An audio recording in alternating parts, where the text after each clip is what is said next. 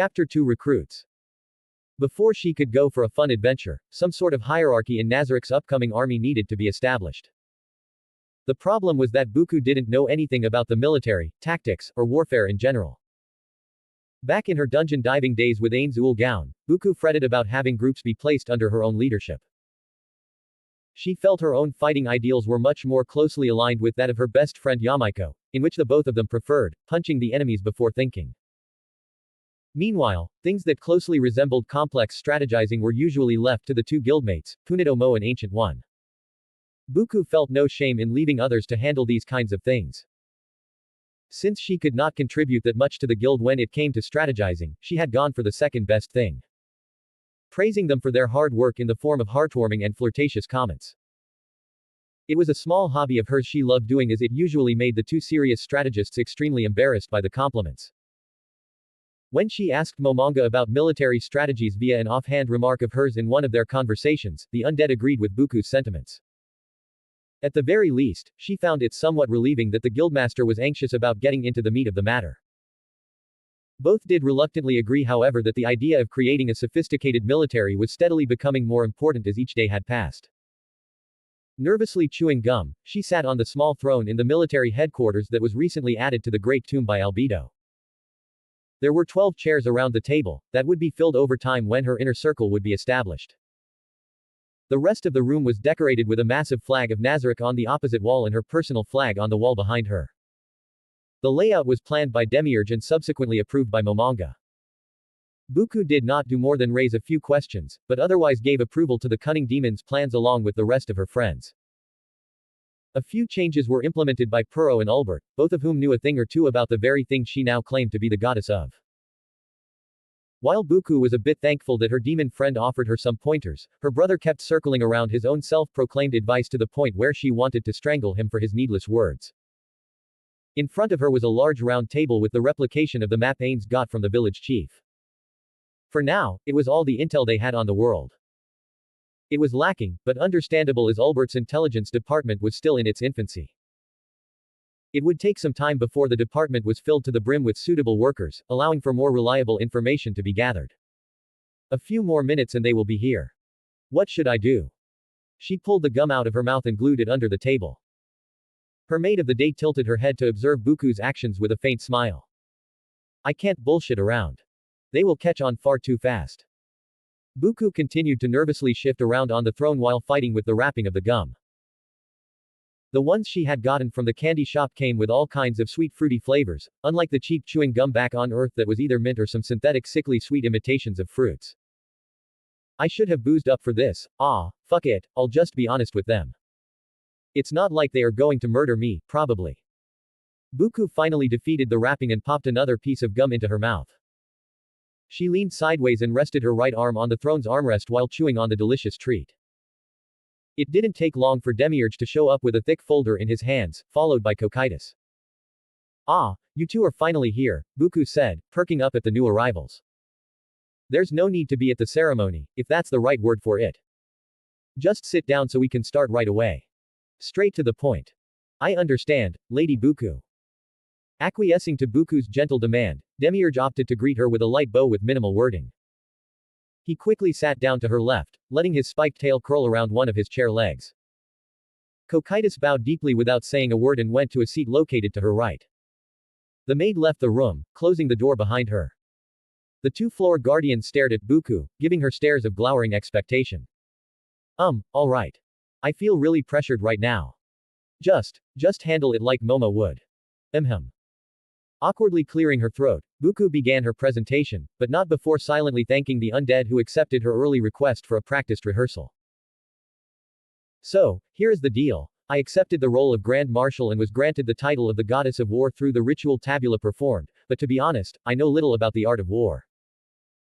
I know this might seem baffling to you, but that does not mean I will be complacent and lack in the duties that I accepted for myself. That being the case, I will rely on you both at first to bring me up to speed. Buku chose to use her normal speaking tone, unlike the playful high-pitched tone she used in casual conversations. The former had much more weight to it. Of course. And there is no need for you to lower yourself, Lady Buku.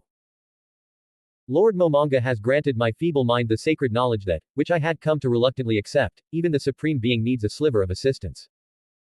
Actually, I need a lot of assistance, but I don't want to say that to Demiurge straight in the face. Buku screamed to herself. She kept on a tight-lipped smile and merely nodded in acknowledgement. Nonetheless, Father informed me that I should prepare introductory material. What I can be most sure of is that you and the rest of the Supreme Beings treat these so-called flaws as little speed bumps. I will be frank with you, Lady Buku. I have no doubt you will surpass our expertise in no time, Demiurge said with a revered voice. He placed the massive folder on the table, and he misinterpreted Buku's twitching eyes as a form of giddy excitement at wanting to see what lay inside those hundreds of pages worth of material. It's a great honor to tutor a Supreme Being like you, Lady Buku. Cocytus nodded in agreement. Great. Where do we start then? Buku asked with a sigh of relief. She snuck a couple of glares at the hefty binder now placed in front of her. While that looks absolutely horrifying, I'm glad they aren't belittling me for my lack of knowledge about military stuff. At least I don't have to bullshit my way through this, it seems. Back then, her mind would have been wrought with anxiety and doubt at having to learn all of this in so little time. That dreadful sensation was no longer here, and it was now replaced with a strangely newfound confidence. From deep within herself, Buku felt that she was born for this role as soon as she received it. That odd feeling had surfaced once again, so she was feeling a bit eager to hear what Demiurge has to say in this field. First would be to establish proper hierarchy, Demiurge explained, fixing his glasses. I would gladly take a role within your ranks, but my duty to assist Father would prevent me from devoting my full attention to serving you. I hope you don't mind, Lady Buku, but unless Father says otherwise, I will only offer myself as an advisor. That's all right. If I am not mistaken, it would be Cocytus who would be better suited to be my second in command. Are you ready to take the role of Vice Marshal of Nazarick? Buku turned to the addressed floor guardian. The stoic insectoid pushed back the chair and kneeled before Buku. I will accept this duty with utmost respect, Lady Buku. Look, guys, you don't have to kneel and bow at every opportunity. I prefer if we kept things casual. Leave that formal stuff for grunts and maybe for official events, okay? Buku said, casually gluing another gum under the table. Reluctantly, Cocytus returned to his seat. I will try my best, Lady Buku, but showing proper respect to you as a Supreme Being feels natural, especially now that your divinity shines through. I will have to agree with Cocytus. It seems that the ritual you and the other Supreme Beings have performed has added an intangible divine glow. I have a hard time restraining myself around Father and keeping up with his wishes to be casual, Demiurge said, adding to his colleague's words. You are like our children. That alone should give you special privileges. Maybe you can think of me as your aunt like Shaltir does. We are in this together, divinity or not, Buku replied, raising her pitch. We can use the rank outside the tomb when other people are around, but here at our home, try to be at ease. Seeing that her words had little effect on the two floor guardians, Buku let out an exasperated sigh. She had to wave her hand when Demiurge and Cocytus were about to launch into an apologetic tirade, seemingly interpreting her sigh as a form of disappointment. So much for trying to loosen them up. Let's move on then. Can I ask you two to assign the rest of the military leadership? Ains is planning to take a look at the Great Forest of Tob, and while he's off doing that, I thought it would be nice to at least get some exercises on locals to have some semblance of being battle-ready. Assuming that other floor and area guardians will be assigned to serve under the rest of the Supreme Beings more directly, I could assign some of my evil lords under your command and prioritize their military duties. Wrath in particular would be an excellent field commander. All my subordinates are yours to command, Lady Buku. With your permission, I will request Shaltir to have access to the undead spawning on the first 3 floors. The pop monsters should provide numbers necessary to create the first legions. That's a great idea. You have my permission, and if she causes problems, tell me immediately. I know my niece can be a handful, especially now that she has lost to albedo. Buku replied, flashing the icy insectoid with a smile.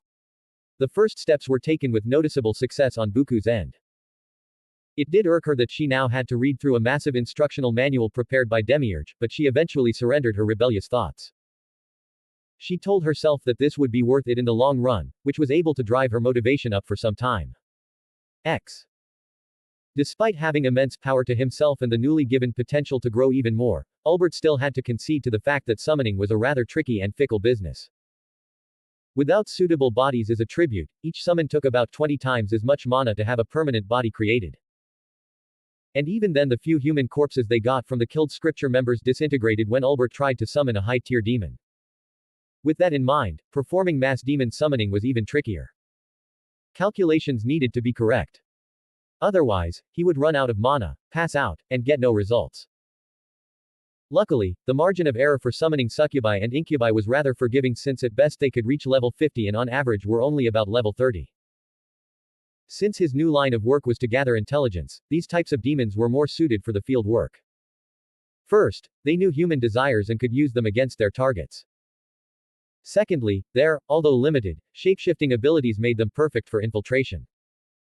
Ulbert did not forget to remember that both Puro and Buku had been pestering him for when they would get their new toys.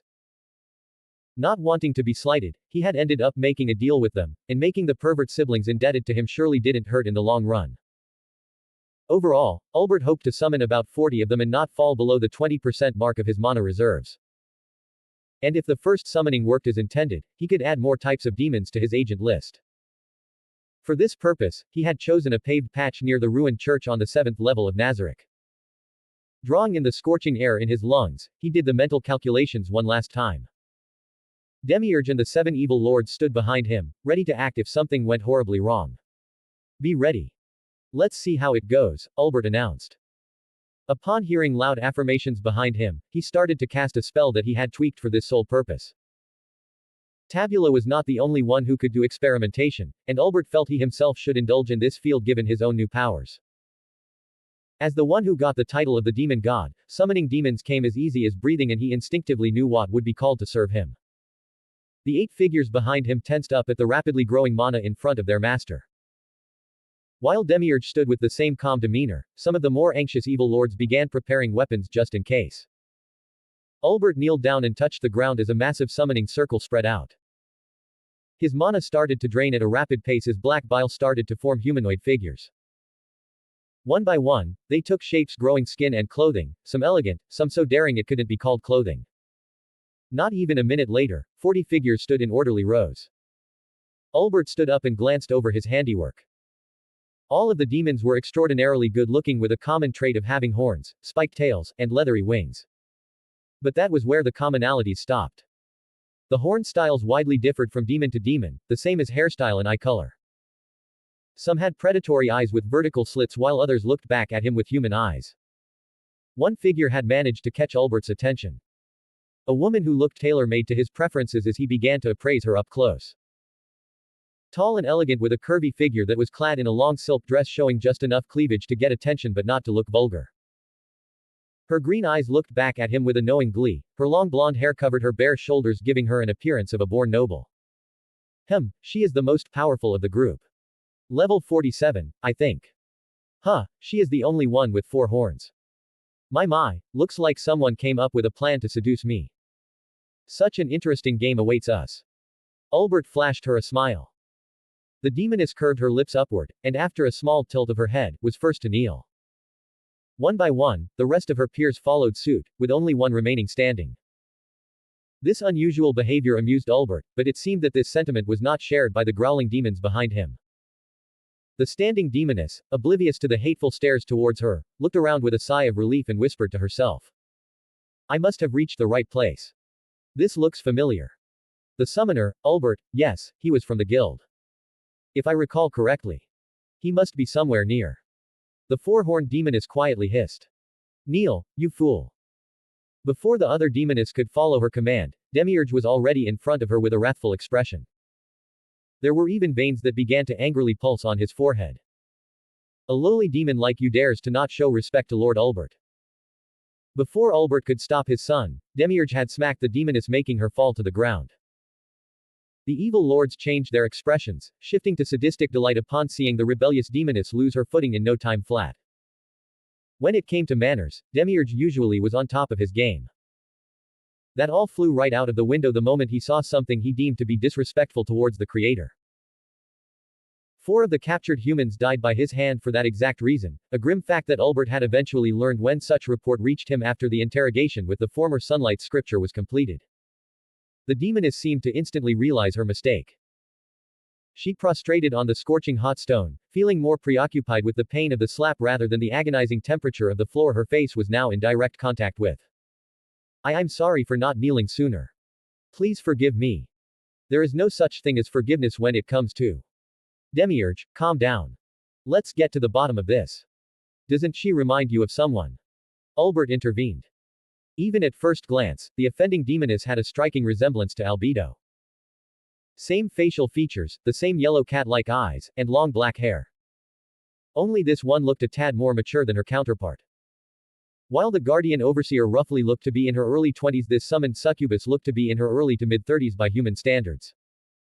She even dressed similarly to her counterpart. The tight, long low-cut dress was as elegant as it was provocative. Demiurge realized with unnatural speed as to what his father was implying too. He straightened his posture with a conflicted look on his face, bordering between vile hatred for what the demoness had done earlier and understanding after giving second thoughts. I apologize for my earlier actions, father. Still, I couldn't tolerate such disrespect towards you from a low-tier demon. Demiurge turned around and bowed, to which Albert had to physically straighten him up after an awkward minute of continuous bowing. I know, but we can deal with it in a calm manner. If you weren't so hasty, you would have noticed that she looks exactly like Albedo. There must be some reason for her actions and appearance. Albert decided to speak in a calmer tone so as to not startle his son, who would no doubt treat each scolding like a death sentence. Oh, of course. I will do better, father. Demiurge replied with all the anger in his tone replaced by a mix of fear and anxiety. Lord, I humbly request permission to speak. Both Albert and Demiurge turned their heads towards the four-horned demoness who was still kneeling with her head lowered. Permission granted, you all can rise, Albert said in motion for the demoness to approach him. She got up with a fluid, graceful motion and walked towards Albert, swinging her hips in a sultry manner. Calm thoughts, man. That one will be a handful. Albert watched her approach with a raised eyebrow. The fact that his now demonic body only enchanted his emotions and desires did not help the state of things, nor did it do anything else but increase his libido. But for someone like him who had known nothing but struggle all his life, it only invited the challenge to remain on the top of his game. Albert also made a personal goal of his to not become a sex-crazed maniac that he guessed Puro would go down the path of soon enough. The demoness stopped right before him, giving a light bow before speaking with barely hidden seduction. Forgive me, my lord, but the young one meant no disrespect. She is seeking her husband, whom you might be acquainted with. Is that so? I doubt anyone from Nazareth is married to a succubus, but let's hear the name of her husband from her own mouth, shall we? Albert turned his attention to the shivering demoness with a cheek that started to swell up and turn bluish. As for Demiurge, who at least had enough self-control to not kill the demoness on the spot, he could only watch with bated breath at seeing his father personally take control of the situation. I wonder, though. Does she really want to make an impression that she is married to one of us? None of us even knew. And then it clicked. The fact she looked just like Albedo was not to deceive him, but likely served as an inspiration. Albert would have not understood his own thoughts back then, but Tabula's previous rants started to shed light on the plausible connections between this demoness and his friend's creation. The demoness nervously shifted around and closed her eyes, as if expecting to get killed for what she was about to say. With a nervous gulp, she uttered the words Albert expected her to say. I am married to Tabula Smaragdina. Father, is she really implying? Demiurge's voice betrayed his anger at the outrageous claim. Before he could even finish the sentence, Albert cut him off. Yes, and I do not think she is lying. Let's hear from the man himself if it is the truth or not. Hey, Tabula, I have great news, but you have to promise to not be mad about how we handled things. Albert spoke like a salesman of used cars. Why would I be mad about the good news? Did you get me a local alchemist? No, I think I just summoned your wife, or at least someone you would know. Wife. I don't, wait. Mari. The brain eater appeared next to Albert and charged toward the succubus. Mari. The next moment, he was holding her in his long slithery hands. The succubus started to sob in his embrace. I thought I lost you. After all this time, Don't worry, I am here. I am so sorry, can we talk in private? I have a lot to apologize for, Tabula spoke back, sounding much more melodramatic than Albert initially expected. Yes, please. I would very much like that, Mari whispered back, slowly regaining her composure. Once they pulled out of each other's embrace, Tabula became aware of the state of her face. He gently touched her bruised cheek, which was slowly losing the bluish tint and swollenness, and then asked in his deep guttural voice that was directed towards a confused Ulbert. What did you do to her? No. The fault is all mine, Lord Tabula. Please do not blame father for my rash actions. Demiurge was on one knee behind his father, understandably fearful of his own life after hearing Tabula's outraged voice. You. Tabula flipped around, turning away from Mari and walked towards Demiurge, ignoring Ulbert who stood in front of the kneeling floor guardian. But before he could inflict some sort of punishment on the floor guardian that had struck his wife, Mariposa touched her husband's shoulder and spoke in a soft voice. I'm fine, let's just go. But I was at fault. Tabula, please, let's just go. All right. Have fun. And sorry about the not so nice reception. I owe you both. Ulbert waved them off as Tabula teleported away with his wife. After confirming that they were both gone, he looked up and let out a tired sigh. Now, where were we? Ulbert turned his attention back to the remaining 39. Right, I will pick a few as my personal attendants and a few of my friends will want to do the same. If you oppose their decisions, speak up immediately and I will permit you to choose other roles. I assure you none will mind. To be chosen by the gods is an honor. The four-horned succubus spoke up again. We all know who you are aiming for, Ulbert remarked. What's your name? Flornohe, my lord. I would be honored to be picked by you. She bowed with a subtle smile on her face. I'll just let you explain yourself so there are no misunderstandings. Ulbert's smile faded as his tone grew more menacing. It's simple. Every demon you summoned today is my confidant. I am not as naive to think I could outsmart the god of trickery in any way. The form I choose is merely for your enjoyment. Her tone showed no sign of fear. Florohe took a step closer with a charming smile and continued. My initial goal was to see where Mariposa, your peer's beloved wife, was planning to go, and I gathered all the relevant information beforehand as anyone in my position would. I will serve you with unwavering loyalty as long as you deem necessary, and I'm sure you'll find a reliable and experienced assistant in me. The ones I brought with me will obviously be absolutely loyal to you and listen to my orders only if they do not contradict yours. Ulbert gently stroked her cheek with the back of his hand. Interesting.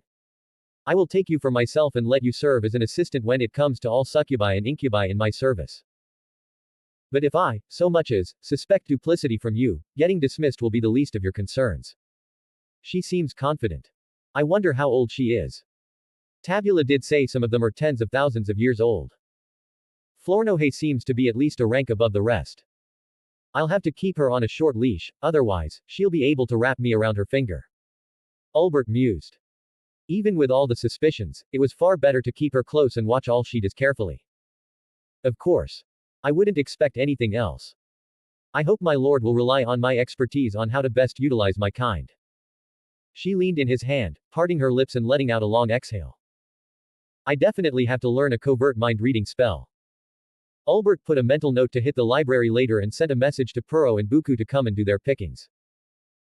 Since you know my preferences so well, I leave it to you to pick who else should attend to my needs, Ulbert said as the siblings showed up beside him. Puro predictably picked 3 slim succubi that barely had any curves. Buku, meanwhile, picked 5 incubi with slim builds and soft, androgynous faces.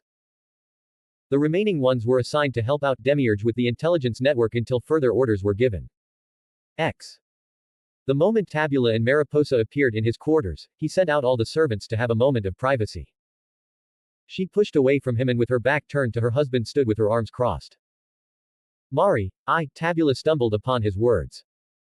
No matter what explanation he would try to give, he now needed to somehow explain to his wife that he had forgotten about her. What happens with us now? She asked, her voice barely audible. You are here, everything is all right now. Tabula touched her shoulder. Is it? Are you even the same person as you were the week before? This place is artificial, created and manipulated by powers neither me nor you understand. That demon was less than a month old but had power equal to the highest of demons. Tabula squeezed her shoulder gently, stopping her shuddering movements. Mari, I am me. The form may be different, but I still feel the same for you. Great Mother told me you have forgotten. Mariposa shook his hand away with her wing. I'm sorry. I don't know what happened. I only remembered you when Ulbert told me he had summoned you. Don't think I will let you forget any time soon, Mari said wistfully. She let out a long exhale. I'll do everything to make up for what happened, Tabula squeaked, straining his guttural voice that made it sound like he was choking on something. It's always the same with you, Mari replied. She let out a humorless laugh which made Tabula nervously chuckle. I suppose that this place is a replication of the game you played, right? I recognized Lord Ulbert instantly, what with that demonic avatar of his. Yes. But don't worry, everyone is loyal to us. To you and your friends, I'm nothing to them. Tabula, I have a physical body now, which means I can be easily killed and sent back to the immaterial planes. That is worrisome. Let's go talk with Ains. He should be able to assign you an official position. And I will have a stern talk with Ulbert about how he handled your summoning. Don't bother. The god of trickery handled things well. He has Mistress Flornohe as his subordinate now. A feud between you and him will do no one any good. Mariposa turned around to finally face her husband. His new form was vastly different and would take some time to get used to. Not to mention the monstrous power he now possessed. What she expected would take dozens if not hundreds of lifetimes of constant growth was achieved instantly. But Demiurge hurt you, Tabula said, raising his voice. I'm fine. Just a bruise, nothing more. It would be more beneficial to know the hierarchy of this place. She approached her husband and let him embrace her again. I can't be too mad at my forgetful fool of a husband, it seems. What will I ever do with you? Tabula wrapped his long spindly arms around her, ignoring Mary's light jab. They both looked at each other before one eventually spoke up. Ains and Albedo will help us to sort it out and assign you an official position. I already made a request. Albedo. I remember her.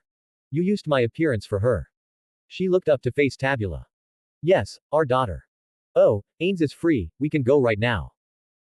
Before Mariposa could take in what her husband just said, both were standing in front of a massive door with two plate-clad undead by its sides. The doors were opened by an attractive human-looking maid who stepped aside with a bow.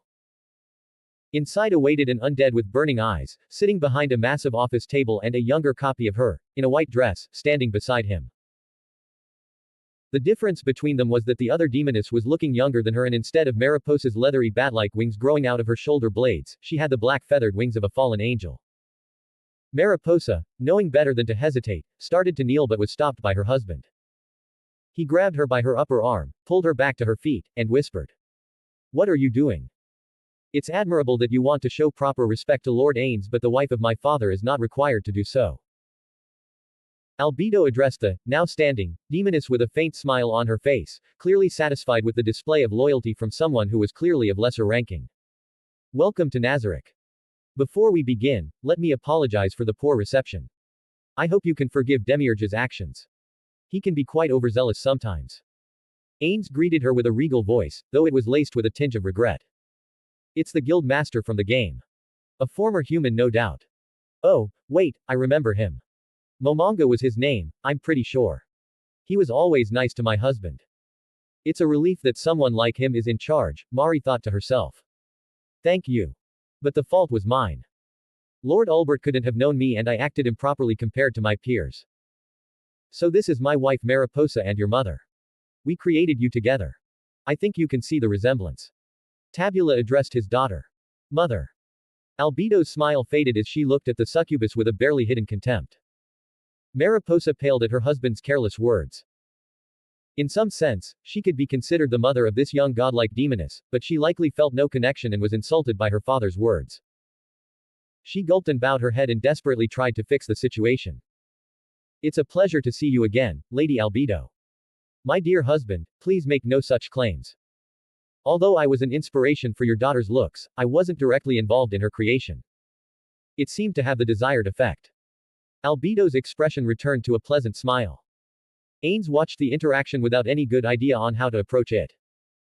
He could feel Albedo's anger seep out the moment Tabula announced that his wife was Albedo's mother.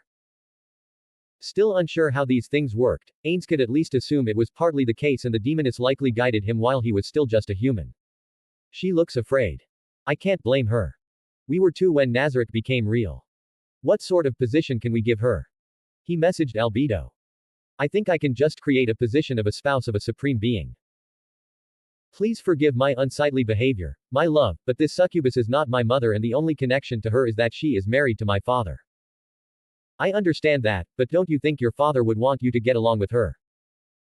Ains once again had to play the diplomat and try to mend the situation Tabula was unwittingly creating. I will try. As long as she doesn't manipulate father to her own ends, I can be friendly with her. Albedo turned her head and flashed Ains a smile as she opened to Nazaric's personnel and changed Mariposa's position from a summon to the spouse of Tabula. It's done. From now on everyone in the Great Tomb will recognize Mariposa as your wife, father. Great. We will be on our way then. I will talk to you later, Ains, Tabula said, not hesitating to teleport away with Mariposa. Their sudden leave left behind a momentarily confused undead and succubus, with both of them wondering why Tabula was so eager to leave. The idyllic forest scene by a lake was getting disturbed by a large group of newcomers. An undead construction team leveled out a designated area even before all the building materials that would not be harvested locally were delivered. A small base of operations would be constructed to oversee the takeover of the forest area. Since no large nation had claimed it, the conquest of the monster-inhabited woods could be done covertly. The last one to step through the portal was Ains, followed by Aura and Mare. With them being a beast tamer and a druid respectively, both were tailor-made to oversee the operation. Buku's maternal overdrive had supposedly kicked in with evidence pointing to her adamance at refusing the twins to act on their own.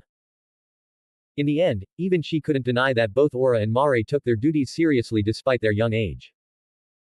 She had to then hesitantly accept Ains's own words regarding how depressed the Dark Elves would be if they couldn't help with the building of the Empire. You two can start, and remember to call for backup if needed, Ains addressed the twins in a gentle tone. He began looking at his surroundings for a bit as Aura and Mare said their respective affirmations. This was the third time he was outside and the forest assaulted his senses with all kinds of new sensations. The birds chirping somewhere in the distance, bugs buzzing around looking for the next meal, and the pleasant scent of the vegetation. While Aura started to use her abilities to scan the forest for any dangerous beasts, Mare went for a more passive approach, sitting down to commune with nature to find out what sort of useful herbs grew in this part of the forest. Seeing they were at work, Ains felt it was prudent to not disturb them, and he decided to walk towards the lake shore. Although he was curious if he could even feel a bug biting him, there was no need to worry about it happening since the tiny creatures kept a distance from him, seemingly too afraid to offend the mighty Overlord. Or maybe they just didn't find his bare white bones appealing for a snack. Ains's non-existential ears were graced with the sounds of moving water. He saw to his left that there were large waves rocking back and forth in a slow and rhythmic lull. The pristine waters and its shining surface enticed him as though it was personally inviting him. Ains walked up to the very shore and extended his hand casting Create Item. In the game, the spell could create any saved asset that fit the requirements of the spell, but now its only limits were the complexity of the item and the caster's own imagination. A row of about 10 identical wooden chairs with recliners appeared about 2 meters away from the shore. This should do it, Ains remarked to himself out loud. Satisfied with his work, he sat down in one of them and stared into the distance. The spot seemed perfect to build a small resort for outdoor activities. Cut down a few trees, even out the terrain, and not much else was needed. Sure, it wasn't one of those beach spots portrayed in the media, but for someone who couldn't dream to see the clear sky just a week ago, this was as close as it gets to having such an experience. I guess we could make the shore sandy and set up a lemonade stall. I'm sure everyone would like it. He quietly spoke to himself while imagining the scene. However, his daydreaming was not meant to last. A familiar voice echoed in his head which Ains quickly determined to be from the dark elvish girl. Sorry for interrupting, Lord Ains. It seems that a creature is charging in our direction as we speak. It's pretty weak compared to the beasts on me and my brother's floor, but it's the strongest one I had located within this very forest. A beast, huh? I was wondering if they would sense Aura or Mare's presence sooner or later. I better go look at it myself. If there is ever so much as a scratch on Aura, Buku will be furious. Ains stood up and teleported the short distance, returning to the construction site. Aura was looking into the treeline with a palm over her eyes. The elven girl seemed completely unfazed by the rumbling sounds in the distance which were slowly becoming louder. How strong do you think it is? Ains asked, preparing to cast defensive buffs on both him and the dark elves. Level 30 maybe. If the beast wasn't charging toward us, I likely wouldn't have paid it any attention, Lord Ains. Compared to other floor guardians, Aura had the casual speaking manner of a child. That did not dispel her credibility as someone who was well knowledgeable in the arts of beast taming. Whatever things she had to say about the incoming beast, Ains placed his full trust in the floor guardian. I see, I'll let you handle it then, Ains said with finality. He took a step back as Aura turned back to the growing disturbance with a grin on her face. If the beast was really that weak, offering help would be insulting to Aura. It would also be an interesting sight to see how the dark elvish girl would perform in an actual fight as things worked a little differently here compared to Yggdrasil. The beast stopped in the shadows of the nearest trees, managing to hide their visage quite well. It then started to speak in an ominous, high-pitched voice, something that Ains was not expecting in the slightest. My domain invaded, you have. Pay dearly, you will. A long snake-like tail suddenly charged toward Aura's head. To the dark elvish girl, the speed of which the tail was moving was laughable. Without as much as breaking a sweat, Aura grabbed the tail with only one hand and swung it around, sending the massive beast crashing through the trees. Ains winced at the wails of the pain that the beast let out, though it was impressive to say the least that the beast landed in the clearing instead of dying one hit. What was more intriguing to him right now though was that he was now finally given a chance to take a good look at the mysterious creature. It was at least 2 meters tall and over 4 meters long, standing on all fours. Covered with very soft-looking silver fur, the beast had 6 faintly glowing runes on its body. What, is that a Jungarian hamster? Ains mumbled to himself. The rather round creature slowly rolled to its feet and tried to get the tail out of Aura's grip with no success. You know of such a creature, Lord Ains. Aura said out loud with a shocked expression. She then eyed the beast with ravenous glee, frightening the creature who saw the dark elf's expression. My friend had a pet like this, only much smaller. The Overlord replied. Honestly, I can't see it other than that. Maybe, if we could subdue the creature, then it could serve as Aura's pet. I think that would be a nice gift for her. As expected of my lord, even the monsters of this world can't escape your infinite wisdom. Not going to lie, but the fur looks so soft. Can I kill it and make a rug out of her skin? Aura pleaded, yanking the hamster's tail to get it closer. Bested am I. To be spared, I ask. The creature let out a whine and lowered its head, shaking in fear. And now, hold on. This beast seems intelligent since it is able to speak. Don't you think we shouldn't be hasty to kill it and at least question the creature before doing something so rash? Ains asked Aura a question, curious about how she would respond. If that is your order, my lord. Aura shrugged. She turned to the creature and barked an order. Come closer and answer all of Lord Ains's questions. The hamster obeyed and with careful steps approached the scary-looking skeleton. Do you have a name? The Overlord said with as much calm as possible. He took a step closer as the creature pressed its head against the forest floor. The wise king of the forest, I am called. The hamster squeaked out the name. I don't see anything majestic about you, and seeing the lack of, well, you know, anyways, wouldn't it be queen? Indeed, my lord. Makes sense, it surely does. Many moons ago by the humans of this world, this name was bestowed upon me. I understand now. Now for my next question. You said we invaded your domain, how much of the forest do you rule over? If this hamster is the strongest creature around, maybe we can use it to subdue everyone living in her domain. Everything between the lands of the giant and the lands of the demon snake mine to rule over are. Spare me, my domain is yours now. Are there more like you? Ains asked, but seeing how the hamster's expression changed from frightened to saddened, the answer soon became clear to him. I have not met another of my kind. Failed my duty as a living creature and made an offspring, I had. The hamster spoke morosely, shaking her head. You are a unique creature, it seems. It would be a shame to kill you off, no. Aura, how about you add this hamster to your pet collection? Sure, Lord Ains. Aura began walking up to the best. She touched the hamster's nose with her palm and announced. You are my pet now, but wise king of the forest is too long, so I'll call you, Wisey.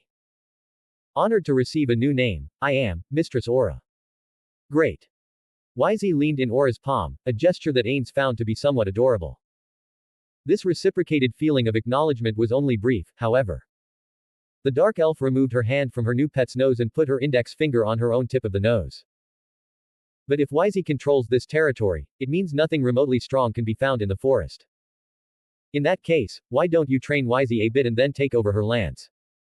Will do, Lord Ains. Aura saluted enthusiastically and jumped on Wisey's back, sitting down on the massive hamster cross-legged. You heard Lord Ains, let's go. Do as you command, I shall, mistress. Wisey gave a response to her new master with equal enthusiasm. As the newly tamed monster started to walk towards the woods, Ains issued an order to a few of the 8 edge assassins who were standing by the entire time. Look after them. If something threatens Aura, call for the backup team. As you command, Lord Ains. The invisible creatures heeded to the undead's command. They began skittering after the pair, staying true to their nature as born-bred lurkers of utter silence. Now that is done, I can check on Mare. Ains looked around and noticed that the boy had not moved, completely ignoring all the commotion around him. Did you find anything that we could use? Ains asked, approaching the boy. Mare opened his eyes, jumped to face him, and dutifully reported with an eager look on his face. It took a great deal of willpower for Ains to not start head-patting the dark elvish boy. There are few useful types of herbs growing near. I will gather tea test samples for Lord Tabula. That's good news. Oh, I guess I should give you a few helpers. Before Mare could protest, Ains extended his hand and summoned a small army of skeletons and a few liches. With next to no independent thought, their only use was either as sacrificial lambs or hard, physical labor. Thanks, Lord Ains, you are too kind. Mare bowed his head, clutching his staff closer to his body. Ains elected to give the boy a pat on the shoulder instead of the other gesture. You are doing a wonderful job, Mare. It is only natural that I would give you some help. Please do not hesitate to ask me, your mother or the others for help. Mare bowed again, this time with a blossoming smile on his face when he heard his master mention Buku, who was still formerly known as Lady Buku to him and his sister. With a light prance in his steps, he went off with the group of skeletons that were assigned to him. Now that they are busy, I could take a bit of the rest. The image of Albedo doing all his job for him flashed in his head. On the other hand, I should head back to Nazarick. We can take time off together afterward. The arena had become the place where Puro could be found most days. Today he was sitting in the first row beside his sister, who was munching on some sweets while reading through the study material given to her by Demiurge. In front of them were his 2 concubines, Etzli and Lupus, sparring in close combat. Obviously, Lupus was way above the vampire in terms of power and mostly gave little effort to train her. While Lupus was wearing her standard-made outfit she took great pride in, Etzli was dressed in tight leather pants and a corset instead of the vampire bride's default white dress. The latter's outfit was provocative, but then again, it wasn't Perot's pick in the first place. The 2 concubines had gotten permission to pick something for themselves in the treasury. Guided by her mischievous peer, Etzli has picked a costume that showed off her figure more than it protected her from damage, not that she needed much armor as a vampire in the first place. Thanks to her racial abilities she could only be killed by instant fatal damage, otherwise she would just regenerate over time. Thanks to Ains's obsessive collector habits, the treasury held enough armor to gear up every Nazarick denizen 10 times over, and that was including the pop monsters. This meant that lower tier gear was more or less up for grabs if one of the players gave permission to enter the treasury. Etzli, as the clear underdog of the fight, was trying her best to stay on the offensive, but more often than not it just ended with her being on the receiving end of not so gentle blows. Despite her nature, Lupus wasn't particularly sadistic towards her fellow concubine, but she didn't hold back that much either. And the results showed. Thanks to Etzli being one of the few who got the limit boost for testing purposes, she was steadily growing in power.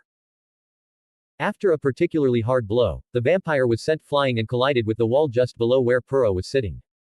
Be more careful. Puro shouted at Lupus and jumped over the wall to check on Etzli, who was already standing up with a stagger. I'm fine, my lord. She said as she put her dislocated shoulder back in place without even twisting her face in pain.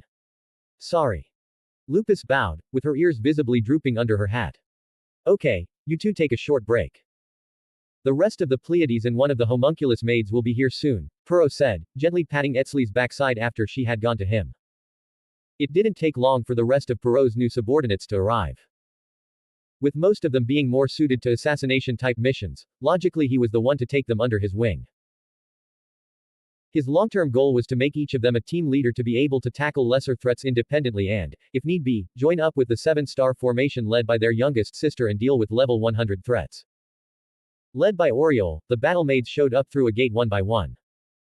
The last to arrive was Fifth, one of the homunculus maids. While most of the Pleiades still had to wait for their turns to get their limit increased, with Shizu being the only exception, the homunculus maid was one who Ains picked for the test to see how a level 1 being would benefit from the boost. Like a small kid joining the bigger kids for the games, she followed the battle maids with a fierce expression. Lord Puro, we are ready to start the training, Oriol said as the entire group bowed.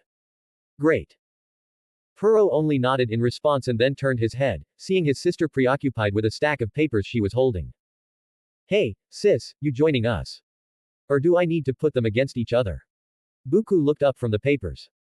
Puro found it odd that his sister had a relieved look on her face. Sure, I can train with a few. Buku put away the reading material and jumped over the wall, landing next to her brother. So, who is sparring with me? I think Yuri, Shizu, and for a change, Lupus can go against you and I'll take rest while Oriol boosts them. Puro began to size them up one by one. Even with the immense boost Oriol provided to her sisters, 1 against 3 wouldn't be any sort of challenge for the siblings because of the massive level difference. Even multiple level 90 challengers could do little against someone who had reached level 100, and Pleiades with the boosts were still under that mark. Sounds good, Buku said. She motioned for the maids to follow her a bit further away. Etzli, you can take fifth and show her some basic moves. Just remember she is still rather fragile and cannot regenerate. I will be careful, my lord, Etzli replied. With everyone having their assignments, they spread out and started the training. Although Solution, Intoma, and Narberl couldn't match his speed, they worked together like a team, making him break into a sweat from time to time. While Solution fought him in close combat with a pair of long knives, Intoma used her bug-type attacks to distract him and Narberl switched back and forth between close combat by attacking him with a sword and then switching things up with elemental magic. Obviously, just 3 of them weren't enough to defeat an over-level 100 player like him, and in about 20 minutes all 3 were brought to absolute exhaustion. The rest of Pleiades fared no better, not being able to get through Buku's impregnable defenses. One thing was clear, once all 7 got their limits increased, they would start to catch up, giving the siblings a much harder time in defeating the battle maids. Bonus story, united again. Tabula was laying in his bed with his wife's head on his shoulder. Since his now natural form wasn't built for enjoying time with his wife in mind, he had taken his old human form until he was sure he could reshape himself. Mariposa was trying her best to dig her nails into his husband's chest with a frustrated pout. It may have not been his fault that he had forgotten, but she still took it rather personally. Her old tactic was to drain him during the sex till he was unable to move and then barrage the foolish man she had decided to spend eternity with. Now this tactic was futile since Tabula had such a massive energy pool that she was practically bursting with power and couldn't even make a dent. Her attempts at causing mild pain were just as fruitless. Her long sharp nails were close to the breaking point while her husband's skin showed no signs of even registering her attack. At one point Mari had decided it was no longer worth it, and she finally gave up on finding a way to punish him. I am sorry for forgetting, Tabula apologized for the umpteenth time. He gently stroked Mary's head. Please don't be mad for what I've done to you. For the last time, I am not mad, Mari replied with a frigid tone, though it started to warm up towards her husband's touches. Mari. Not knowing what else to do right now, Tabula kissed her on top of her forehead. It seemed to be the right move as Mari nuzzled even closer to his body, and she turned her head to look into his eyes. I owe a favor to a traveler now. That bastard used my desperation. And I think Great Mother Lilith will be very angry with me because I went against her will and sought you out. Why would she be mad? She blessed our marriage. And what is this traveler? You have not mentioned that entity before. He asked, furrowing his brows. She told me to get over you. I think she fears the traveler. I am not supposed to talk about them. Their attention is not a good thing. Mariposa's voice betrayed her worries. How can it be? How can an infernal lord like Lilith be afraid of them? Mari, we swore to not have secrets between us. He turned his head to look away. I shouldn't, I'm sorry, but there are things I have not told you for your own good. She sighed, leaning closer and kissed his neck. Then tell me the truth. He didn't give in to her attempts at distracting him. As one who was married to a succubus, he knew their tricks far too well. You understand this will make Great Mother even more displeased with me. I risked everything to get here. She grabbed her husband's face with both hands. Mari, tell me the truth. We are in this together. Tabula said softly. You are right, I have been unfair. She gave him a small kiss on the lips and put her head on his shoulder once again. I only know of travelers because Great Mother came into conflict with one and lost something very important to her. We were all warned to never enter into a deal with a traveler. And I did just that. I don't know if he will ask in return, but I doubt it will be something trivial. She let out a long sigh and continued. What little I have been told about them is frightening. Apparently, they came from outside the ordered existence and are not bound by casualty. So they are some sort of creepy alien race that messes with things. Mari, I can't let you do this. When that traveler comes to collect his dues, I will offer to take your debt. Maybe that was his goal in the first place. I am nobody compared to what you are now. Mari wrinkled her nose as soon as the words escaped her mouth. A brief look of horror crossed her face in realization of something horrible, though the brain eater could only be left with confusion. Addressing his husband's concerns, she exclaimed with visible frustration in her voice. Damn it. How was I unable to see that? His goal likely was to get you to do something. How foolish of me. Then we will face him together. I don't care how powerful that entity is, I won't let anyone hurt you, Tabula said resolutely. No matter the odds, he would have to stand against this being. Even knowing that this traveler wasn't above using such underhanded tactics is making him forget his own wife and was powerful enough to make the Infernal Lord fear him. Immediately after Tabula made his bold declaration, there was a change in the air to what he could only describe as something wicked yet alluring. I love it when you are like this, Mari purred, reigniting the fiery mood in the air. You always manage to bring that part out of me, Tabula replied, not missing the change in his wife's lustful behavior. She suddenly pushed Tabula into the bed, getting on top of him with a mischievous smile. I believe we have a lot of catching up to do, in more ways than one. Edited by Zermeister. Proofreading by Ethel 07, Detract, Sad_Smiles, Alessandro, and Visor Nixon. Anne, thank you for reading the story, and if you have caught up to the latest chapter, you can check out my other work or join my Discord server, link is in my profile, where additional chapters are available, or if you are interested in becoming a beta reader. 2 comments 0 vote. Pissed. Download the app for additional rewards. More events, more perks. Winning you more free perks. Download now. DukeCheburek. Download app now. Chapter 3 Next Steps. With all the work-related tasks out of the way, Puro could finally prepare for the adventure. While he was standing in front of a mirror in his quarters' main living area dressed only in pants, trying to figure out how he should look as human, his sister barged in already fully prepared. If it was any other person, with the sole exception of being his concubines, he would have rattled them off for invading his private space. I'd still appreciate a damn knock every once in a while. Puro withheld his mental grumblings to himself before meeting to face his sister. So we are going as our old human selves? Puro asked, seeing his sister in her human form. He couldn't help but notice that she had enhanced her looks a tiny bit. The changes were not enough to warrant complete surprise from him, but with his own perception being sharply enhanced, he could make out even the most minute of differences. For starters, Buku's eyes were a tiny bit larger, looking much more similar to a European complexion. The bridge of her nose jutted out a little less, but it did not look awfully small. Her lips were equally plump on the top and bottom, giving way to a protruding expression. The once yellowish teeth she had going on back when she was just a human in the modern world were no longer there, being replaced with a pearly white color that did well to enhance her smile. At this point, Puro knew not to question his sister as to why she would put a ridiculous amount of attention to her facial beauty. Instead, he was struggling to hold back in his laughter when he saw a particular change on the bulky plate armor she was wearing. The armor probably doesn't show it to other people, but I suspect she enhanced her figure as well. I can easily tell a woman's 3 sizes with just one glance even behind all that armor. Ha!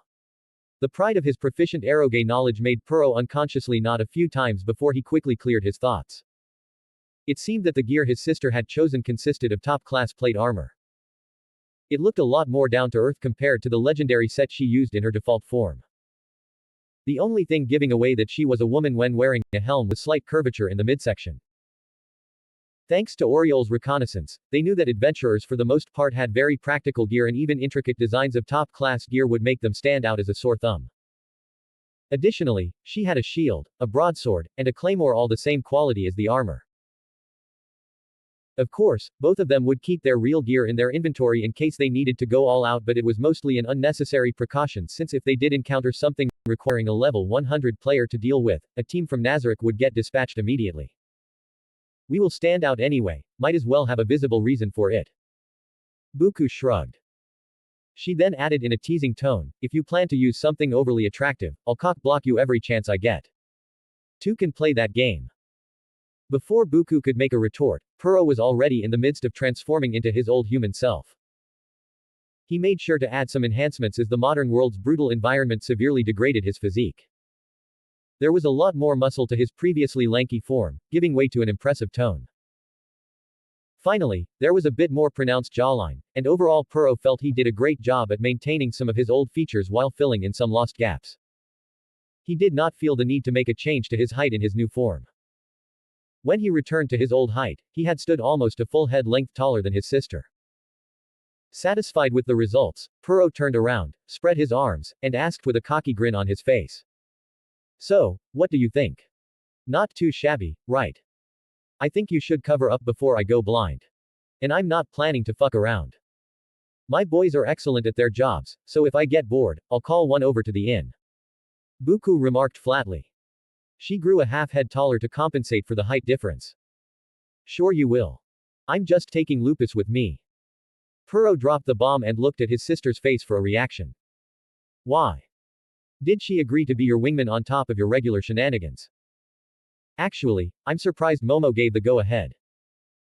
Originally I actually wanted Shaltir to go with me, but Momonga and I had the same thoughts in the end that it was better for her to stay due to her important role as a floor guardian. In the end, she didn't want me to go without guards, and I felt Momo was going to say the same thing. I'll admit that I'm not the best when it comes to singling out candidates, but I decided that I might as well go with the adorable psycho. Correction. There's plenty of adorable psychos for you to choose from. But are you sure she can pull it off? What do you mean? Puro tilted his head, silently prompting his sister to explain. I know that every NPC is going to have to go through new experiences and stuff, but I have a feeling someone else would have been a better choice, like Yuri or Solution. Looks are one thing, but they might be more suited for this particular job. Buku explained to her brother while showing that she was still unconvinced of his reasoning. Oh please, Lupus is a natural actress. Have you already forgotten that I personally looked over the Pleiades, settings with Whitebrim and Hero during their creations? Yuri and Solution are capable, I'll give you that, but Lupus has that spunk the rest of the Pleiades are missing. Give her some pointers on how to behave, and she'll go way beyond your expectations. Puro pushed his sales pitch even harder. Sure, I guess that makes things easier. But you know, if you want to screw her, you'll have to pretend to be a couple. Pretend. Come on, what do you think of me? All my girls are special to me. Puro replied, rightfully feeling insulted. This isn't an eroge game, dear brother. There are no selective choices that put you on a fixed path, nor do you develop that bullshit, relationship points. If you want to actually put up a good effort into getting along with them, then it's better that you can't take advantage of the absurd strength given to you, me and our friends. Hey, I'm taking this quite seriously. There's no need to lecture me about the gravity of our situation. Plus, I've already looked into the potential candidates ahead of time. I still stand by my decision that Lupus is the best due to her sheer flexibility in acting. A huff escaped Buku's mouth, and her foot that was impatiently tapping onto the ground eventually stopped. She was not being openly dismissive as usual, which Puro immediately took into careful consideration. Right, and how long was your list? 200 types of candidates. I think I should ask Ains to put warning signs all over Nazarick to let girls know that a perverted bird is on the loose. That is irrelevant. You know I put actual thought into this. And besides, I have a lot of love to spread around. Puro chuckled while reaching for a shirt. Yeah thanks, I didn't need to know that, Buku replied flatly with a deadpan expression. Have you ever tried being subtle for a change? As if it wasn't made aware to me that you ordered 5 maid outfits, but here we are, Puro replied, mimicking his sister's expression. Alright, you got me. Just get changed already, Buku grumbled. He started to put on a chainmail suit with knee, elbow, and shoulder plating. Same as Buku, he chose top-class gear for his adventurer persona, but made sure to not look over the top. Oh, and by the way, I wouldn't try snooping around so much if you know what's good for you. Buku smirked as she watched her brother struggle to put on one of the armor pieces. For whatever reason, Buku decided to veer off the topic of a potential candidate for the adventure, but Puro saw no need to jump back into it. Give me a break. My hearing has gotten better to the point where I can pick up faintest whispers regardless of what I do. While the sharply enhanced senses were enjoyable to Puro, he lamented his inability to tone out the chatter of his concubines, particularly succubi who were very eager to discuss the private lives of anyone of importance. There were some things that were not meant to be heard by someone like him.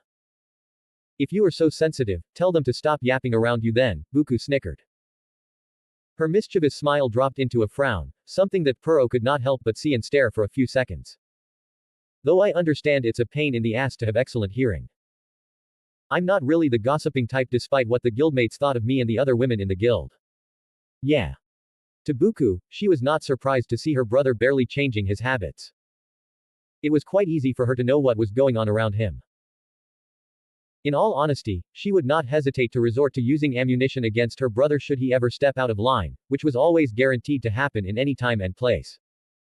But that did not mean she specifically enjoyed verbally torturing her brother. There was a natural lull in the conversation, but no one questioned the silence. After another minute or two passed, Buku could see that her brother was finished with his preparations. Well, that should be everything, so I think I'm ready. I'll call in Lupus and we'll be ready to set off. Right. Did you take money from the treasury so we have a starting fund or should I go pick some up? No need. Buku opened her mouth to say something, but stopped when Puro continued, it's not that I had any problem, Ains didn't let me get the funds. I think it was something about Yggdrasil coins betraying our origins. Puro asked that question more towards himself than his sister, but he received an answer anyway. It must be to prevent things from being traced back to us. As overly cautious our guild leader can be, I personally think this is a good decision from him, Buku replied without hesitation. Yeah, I was thinking the same. Anyhow, that didn't mean we weren't allowed to get something else valuable. I ended up grabbing a bag of the base gems which we can sell for the local currency. Puro pulled out a head-sized linen bag and jiggled it. I guess that works. Buku gave a nod at the decently sized treasure bag. She turned her head upon hearing the sound of a door creaking open. Her tense shoulders relaxed when she saw that it was Lupus who entered with a deep bow. Lord Puro, Lady Buku. Buku eyed the maid skeptically. She specifically looked towards the more exposed parts of her outfit. I can't help but have second thoughts now. Relax, sis. Alright, Lupus. While we are outside, we will use other names. I'm Itsuki and my sis is Akari. Whether we're in enclosed space or meandering with the locals, there won't be any honorifics and no bowing. You can start right away. Puro addressed Lupus. The addressed maid straightened out, or rather she assumed a much more relaxed posture. Accompanied with her trademark smile, a glitter appeared in her golden eyes. Gotcha, Itsuki. So, when do we start? I see what you meant earlier by being flexible.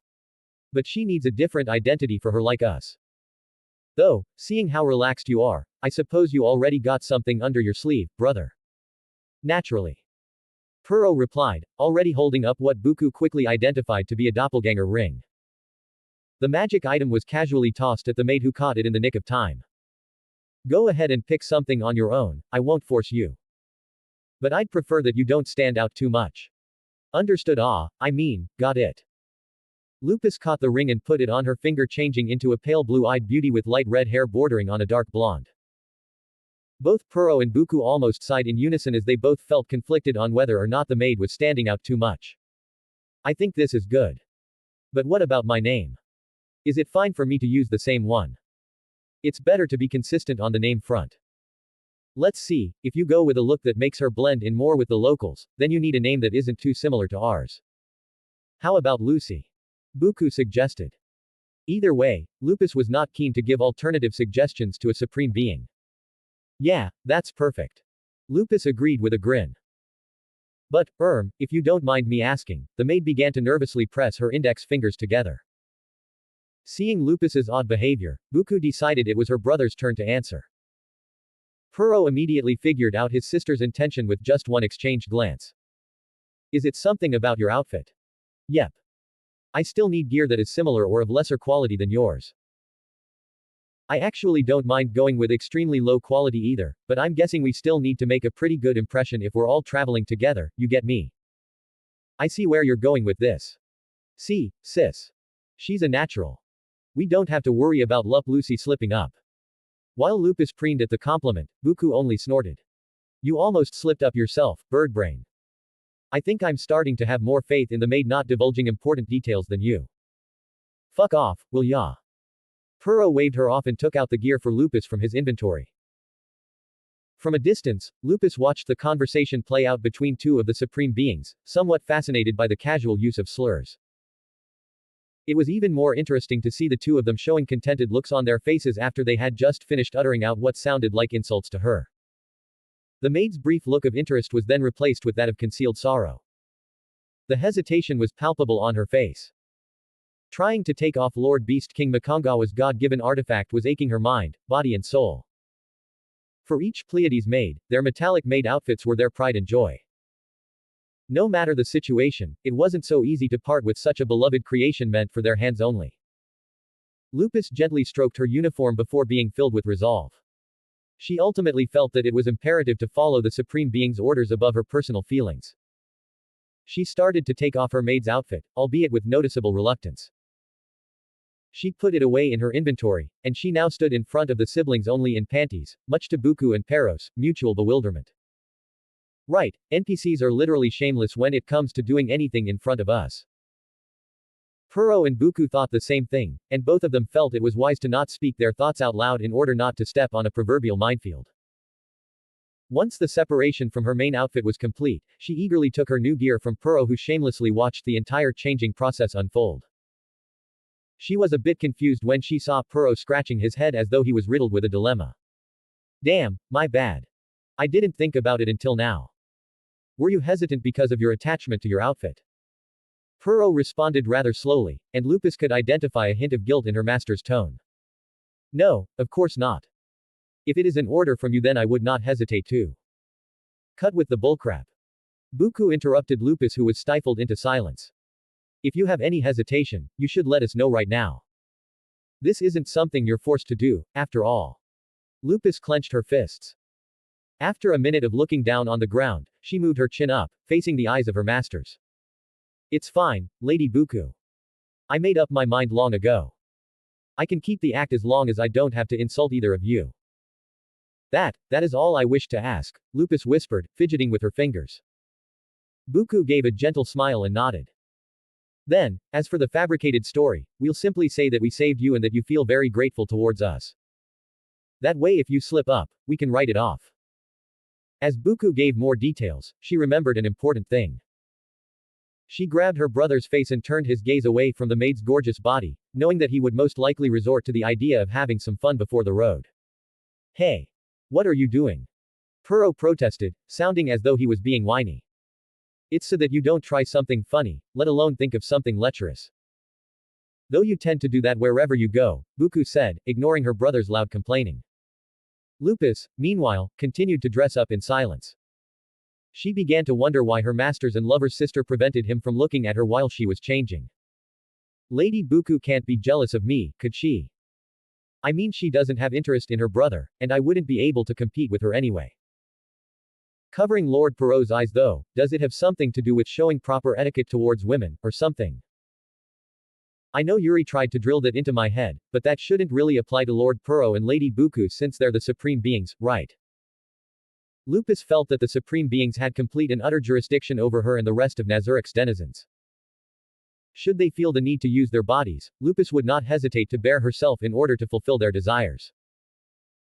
But if a supreme being supposedly intervened with another supreme being's desire, that was where things would become too complicated for a mere servant such as her to solve. This is hurting my head. Yuri would maybe know a thing or two. But, then again, perhaps that is why Lord Momonga is the leader of the supreme beings. I have heard tales from the homunculus maids of how easy it is for him to mediate affairs between the supreme beings. Soon enough, jealousy wormed its way into Lupus's heart.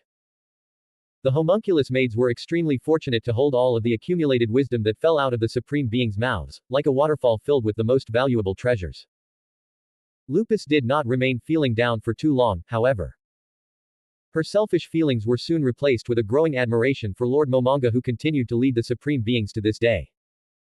Her undead master could stamp down arguments between gods and even create a compromise that made everyone happy.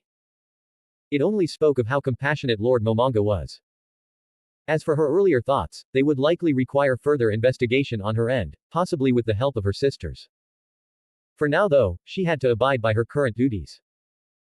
She put on heavy leather pants and chest armor with gloves and boots of the same type of dark brown leather and an open white robe with a hood. On her back was a long battle staff with a smooth massive metal ball at the end. She admired her appearance in the mirror for a moment and then announced with a wide grin.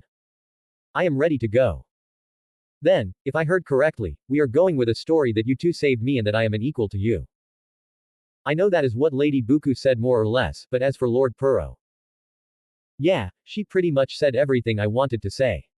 It will be easier that way. So if you're ready, then let's go right now, Lucy. Hee hee. Just leave it to me. I'd welcome anyone who would be daring to challenge any of us. But I also wouldn't mind that we get everything done in a jiffy. Getting homesick can be a nasty feeling, Sue. For a moment, Puro considered solution as well since she was just as good of an actress. Ultimately, she lost out to Lupus due to the latter being one of Puro's concubines, but Puro still looked for more candidates since he did not want to be seen as extremely biased. Now that Buku gave her own approval of the werewolf battle maid, Puro could safely say that, out of all the possible candidates within Nazarick, Lupus surely was the best choice for the adventure. While his comrades were going out of their way to pick new appearances, Albert went for a simple approach to his outfit. His outfit was already convenient enough to the point where it only needed last-minute adjustments. When those were finished, he looked proudly at himself in front of a large mirror. He had toned down his appearance a bit, removing a few accessories and turning on the cloak's shifting ability. However, an appearance of noble elegance was needed. His default style had the finesse to pull it out, but he guessed it would look rather menacing and sinister to the locals. That especially went for one of his accessories, in which it was a glove with blades for nails.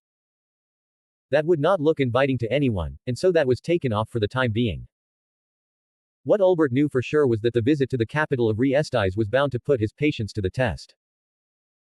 Past interactions with the haughty and rich people had always gotten on his nerves, and he strongly felt that the nobility was identical to those people he truly despised. Luckily he could take his new advisor, Flornohe, with him as not only an experienced diplomat, but also as eye candy. The elder succubus, with her thousands of years of experience dealing with all kinds of entities both noble and crass, was eager to put her experience to work and assist the young god. She, same as her new master, was doing her own final touches to get a perfect appearance. With all her demonic traits removed, she looked like a young and very attractive noble woman moving around with natural grace. She was dressed in a long black dress accenting her looks with gem-decorated platinum jewelry. I am ready to go, my lord. Flornohe announced the completion of her last preparations. The succubus had been toiling day and night to not only make the best out of her appearance, but to also understand the inner workings of her new master. She could not, however, be able to hear the frustrations that screamed in Albert's mind. Final touches, my ass. I always knew women would take their time to pretty themselves up for special occasions, but I ended up waiting for more than a fucking hour. Almost makes me feel bad that Touch Me might have gone through a similar situation, almost. Resisting the urge to blow a casket and start ranting, Albert breathed in and out deeply. He turned to Flornohe and made a stiff nod. Let's go then. Remember, we are not there to kill anyone, yet. That can be saved for the truly foolish who are too blind to see our benevolence. Albert reminded more of himself than her when it came to culling the masses. Still, he felt it needed to be said out loud, anyway. His words ended up being received with a genuine smile from Flornohe. Of course, my lord. It is as you say. We are merely doing these pitiful creatures a favor by approaching them first. As for my other duty, I will just observe their desires that are bound to be leaking so carelessly. It is always within the powerful and bored people who always have so many delicious secrets to exploit. She gently held onto his biceps. Shall we? Their first stop was the Tob outpost where 2 carriages pulled by regular horses were already prepared for them. One was for him and the demoness while the other was left in charge of their guard, though Albert doubted he even needed a guard to begin with. The 12 horses were divided into 2 pairs of 6 for each carriage, and they were provided by Aura before she went to the great forest of Tob with her new pet.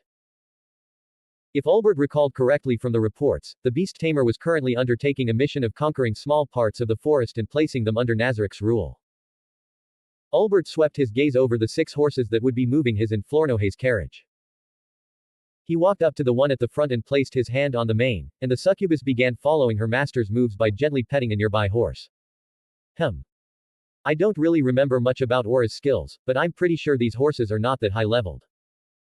Most if not all of her tamed beasts were not directly created from her own skills, either. Then, they probably came from Create Beast No. As someone with the Beast Tamer class, Aura possessed a myriad of abilities suited for taming wild beasts, but she was not excluded to creating low summons. Such ability could only come from the racial skill, Create Beast. Back in the game, the summoning skill let Aura create low-level fodder beasts that were found roaming the massive worlds of Yggdrasil. After arriving in this world, there were some slight changes in her skills, but one change stood above all which could make a vital difference in controlling the new world's fauna. As long as Aura had a clear understanding of how a creature looked and behaved, Create Beast allowed her to not only replicate said creature, but also give her complete access to its abilities. Penalties and specific conditions were virtually wiped away as well, and Ulbert did not need to put much thought into the many boons the Floor Guardian's skills can bring to Nazarik's table. After the Carne incident, it was clear that horses not only existed in this world, but were commonly used, making them the most logical option to use for now. In the past, Albedo and Demiurge had insisted on using bicorns who could be summoned with mercenary scrolls. There was some concern regarding their ghastly appearances which would instantly blow their cover, but the two dismissed the issues for some reason. Their fierce resistance towards other alternatives vanished in the blink of an eye when they soon encroached upon Aura's ability to create low-level summons. They were also more than convinced when Momonga expressed excitement at the cost-effectiveness of Create Beast. At that point, showing disagreement with the application of a cost-free skill was utterly stupid, and both of the genius Floor Guardians could not help but agree with similar delight to their undead master. It was kinda hilarious to see Albedo and Demiurge's jaws drop when Momonga explained the Create Beast ability to them. That just goes to show he's far better suited to leading all of us. Ulbert mused to himself, smirking. Are you alright, my lord? Flornohe said out loud all of a sudden. There was a look of interest plastered on her face. Ah, yes. I was just thinking, don't mind me. Ulbert shook his head and turned towards the guards chosen for this mission. Since for now, they were hiding their monstrous nature, all the Ulbert's guards were the high-ranking humanoid-looking demons clad in plate armor from head to toe. Despite their physical features being hidden, there was a silent malice underneath their armored layers. Additionally, a small army of shadow demons was hiding in everyone's shadows, ready to be unleashed upon Riestai's nobility. The faster a proper information network could be established, the easier it would be to take over the country.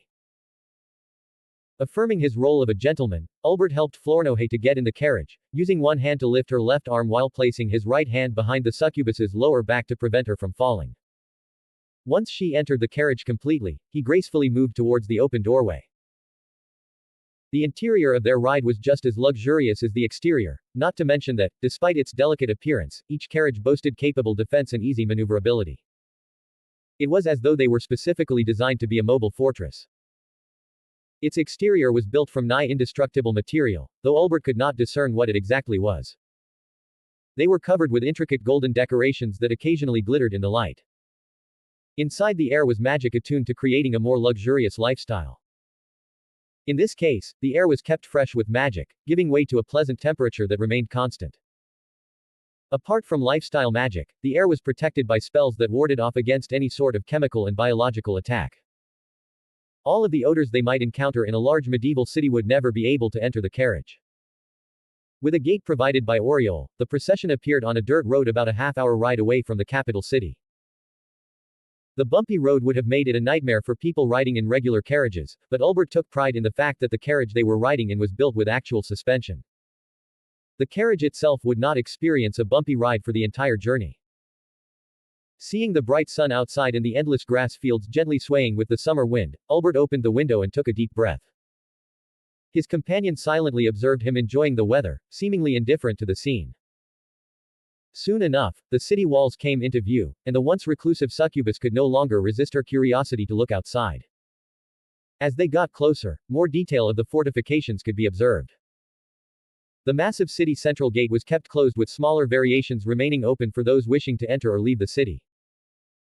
The stone walls, standing roughly at a height of 12 meters, were being patrolled from both the outside by soldiers bearing apathetic expressions. The soldiers here don't look that terribly impressive, but then again, it's not as though I'm expecting a reception from the royal guard at the very start, anyway. Though when one considered that Ulbert was supposed to be expected as an honorable guest, the receiving party would be obligated to give some sort of special treatment. Having expected this, Ulbert was not surprised to see that his procession didn't have to wait in line compared to the rest of the people in his line. Getting both curious and not so friendly stares as he passed by, he closed the carriage window to obfuscate the view of him. Looks like people are not big fans of the rich here. Ulbert dryly remarked. Even in this world, the lower class naturally despise the ones ruling over them with an iron fist. It's natural for the lesser to be envious of their superiors, Flournoy said, looking out of the window. I am curious about that last part, though. Don't worry too much about it. That being said, if you only consider my own status, I'm no less different than the ones on the top. Are you envious of me? Ulbert turned his attention to his companion. She gave him a subtle smile while partly looking away. A thoughtful hum came out of Flournoy before she turned to Ulbert with an indescribable expression. My personal feelings would never impede my duties, Lord Ulbert. Is that so? Even if you're serving under someone like me, do you still think you are safe in your current position? Ulbert asked. The scene had shifted from the gates to the city. The dirt road was a lot muddier, the buildings made out of old wood and crude stone. Yet it paled compared to the sight of people watching the procession. As it always was with such cities, the poorest people lived closest to the wall. Dressed in very simple patched-up clothing and often dirty, they stared with hatred-filled eyes. I was like them just weeks ago. How things change. His thoughts drifted away from the conversation with the succubus. I can't help but see them as nothing but cattle now, just like the rich of the earth saw someone like me. Disgusted at his own thought process and absolute lack of compassion towards them, he looked back at their hate-filled expressions. I don't have to be a saint to uplift those worth employing. Ains can worry about making a better world for the wretches while I shift diamonds out of the sand. I am confident in my abilities to not only be of use to you, but also grow in power while in your service. And while I admit that it does fill me with envy to see someone so young ascend to godhood, I also am aware of the consequences of trying to force one's own evolution. Flournoy spoke with a smooth voice, not showing any fear in her response. You are confident, I'll give you that, Ulbert replied as certain words in her reply gave him pause. He suspected that she knew of the origins of not only him, but the other players as well. Her words from earlier had now all but confirmed his suspicions. I know my worth. Should I indulge in arrogance and plot anything against you, you would replace me easily with one of my subordinates or someone else befitting of my stature. Though I feel like my lord has already seen through me, my ambitions are merely to be in your inner circle and build up experience. There are millions like me vying for the favor of the infernal lord my kind originated from, but if I play my cards right, I will be one of very few standing directly by your side. I see, so you're one of those people that carefully plan things to get what they want. For you to tell me this without hesitation, though, it seems you place a lot of trust in me, Flournoy. I have already bared my entire being to you, my lord. For someone such as you, I see no need to act with impudence and hide any more secrets. Clever, was all Ulbert said, watching as the cityscape slowly changed to brick buildings, paved streets, and people dressed in colorful clothing. She is a temptress for sure. If I'm not careful she will get into my head. But then again, what would be the point of replacing her if the next one is the same? I could choose an incubus in her place or let Demiurge deal with her kind, like hell I would do that. I just need to keep her on a short leash and remind her that there are always viable replacements. And if she gets too bold, I can just have fun with other succubi and keep her all high and dry. Abstinence is likely tortuous for someone like her. His attention switched to the scene outside. Looking at certain parts of the scenery did not do well to simmer the boiling hatred in his mind. These rich bastards are hoarding all the wealth. Now that I think about it, I recall Demiurge being in need of some test subjects for his camps. The scenery continued to go up until they reached the palace. Once they stopped in front of the main entrance, one of his demonic guards opened the carriage door. Ulbert got out with Flournoy holding his arm. With practiced movement that spoke of noble elegance, they leisurely approached the entrance door where a man in a butler's suit awaited. Lord Albert, Lady Flornohay. Let me welcome you to Re-Estais. King Ramposa III is ready to receive you, the butler said with a deep bow. Thank you. It is a pleasure to visit this kingdom, but let's not drag things out, it would be terribly rude of me to make the good king wait. Albert returned the greeting. Of course, this way please. The man straightened out and motioned at the main entrance. As they walked through a wide hall towards the throne room, the eyes of the castle staff soon became fixated on them. It was obvious to Albert that Flornohay's stunning beauty enticed the men, but he was also self-conscious about his chosen form's devilish charm. A satisfied smirk appeared on his face when he saw that the women were completely engrossed as well. The faint whispers not going past their ears all but confirmed that.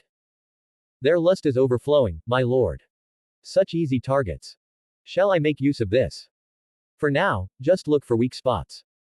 We'll make a move once we gathered enough information. Initially, Albert worried about potential scrying magic being used, but he realized that he was a fool for worrying. It was extremely unlikely that the people within this throne room could discover the contents embedded within their messaged spell. After the mental order was sent out to the succubus, Albert subtly sent out the hordes of shadow demons to observe and have eyes on pretty much everyone in the castle. There is no need to go that far, my lord. All of them are like open books. For instance, look at that maid over there. She is absolutely smitten by you.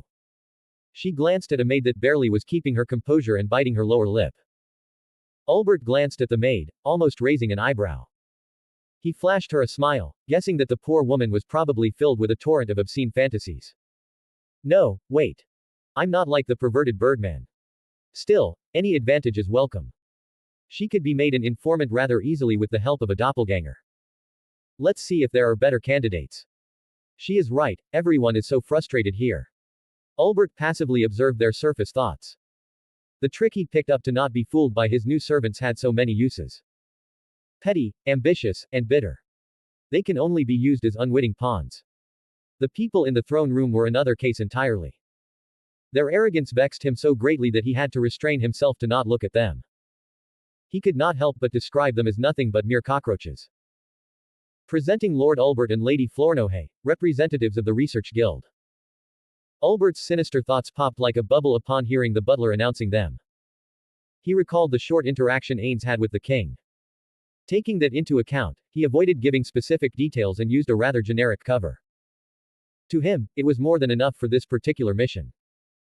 There were 4 thrones at the other end of the room with an old gray-haired king sitting in the central one. Behind him stood Gazef. To his right sat a young and strongly built blonde man who looked at him with indifference.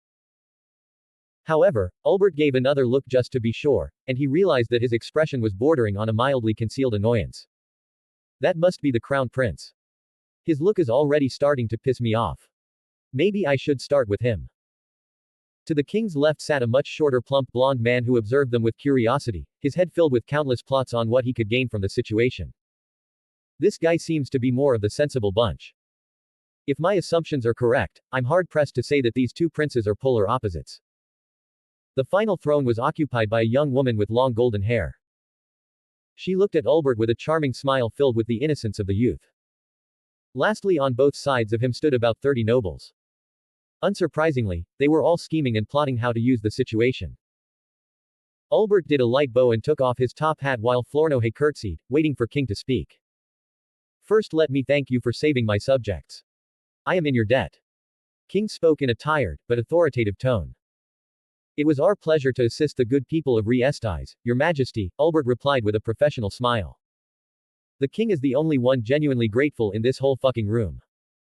It seems the nobles are essentially acting as political cockblockers. Scheming fucks, wait, what is this? Albert subtly glanced at the young princess sitting on a smaller throne further away. The princess's mind was working at lightning speed. Observing his every gesture, analyzing his motives. Even going as far as figuring out the reasoning of the nobles regarding the current situation. The hell? If I didn't know any better, she is as smart as Demiurge. Albert got dizzy trying to follow her thought process. This guild you represent, where is it located? To call yourself a noble you would have to own lands. One of the nobles, a bulky older man with scars on his face, spoke up. We control vast territories within the forest of Tob. As far as I am aware, no nation can lay claim to it. Albert turned to address the man, still speaking in a polite tone. That is preposterous. There are no humans living within that forest. Your claim to control the monster-filled forest is nothing but empty boasting. The older noble raised his voice. As our actions in Karne showed, we have more than enough power to claim the forest as our own. HMPH. Then this makes this meeting all the more easier. You and your people should just come and work for us.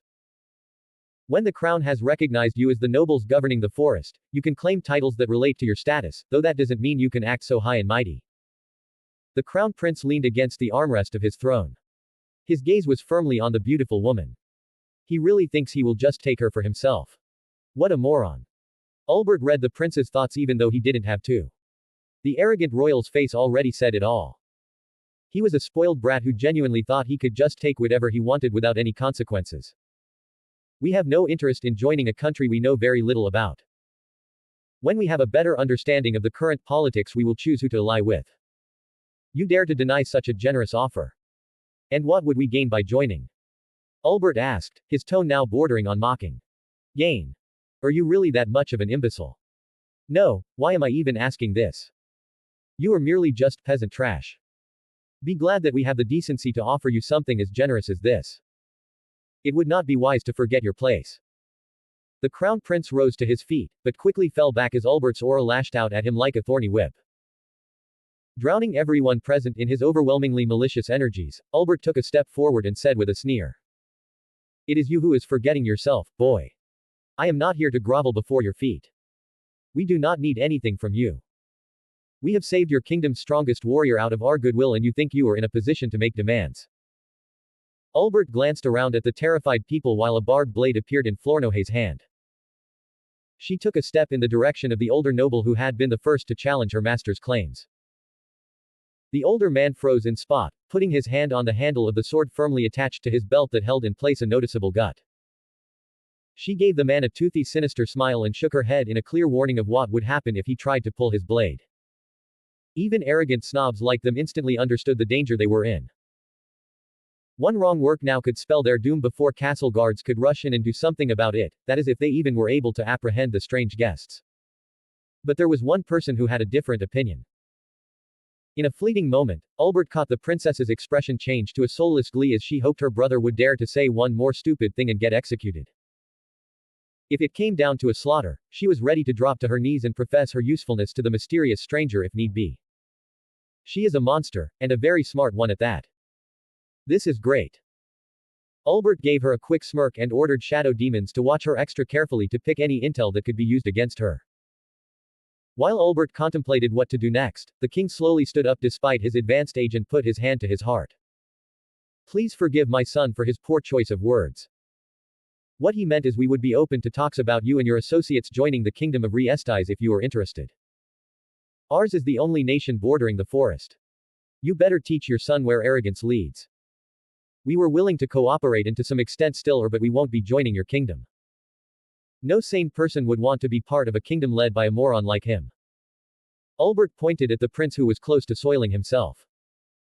If you have a reasonable deal in mind, then we are open to negotiations, but don't you dare harbor the illusion that we need you. Ulbert turned around to leave and added before exiting the room, you know how to contact us. X. Only when he left the castle completely did the dreadful weight of his presence lift and everyone could let out a sigh of relief. Ramposa slumped down and held his head up with his right arm. He let out a tired sigh and addressed the crown prince, Barbo, thanks to your reckless actions, we almost died. Do you understand the gravity of the situation you have put us in? Father, that commoner could kill us all. And he clearly didn't have a high opinion of us in the first place. Ramposa raised his voice. Your Majesty, whoever those strangers are, we cannot trust either their word or motives. In my opinion, this Ulbert was looking for an opening to show his supposed superiority. Count Bulope, a bulky man in his 50s spoke, raising his fist. The stand down with the young woman who gave him goosebumps had done nothing to lessen his resolve or dampen his otherwise authoritative presence. As Barbo's father-in-law, he had everything to gain if the crown prince inherited the throne. Barbo was easy to control and was enslaved by his vices of drinking, women, and gambling. But he also was arrogant and thought nothing could touch him.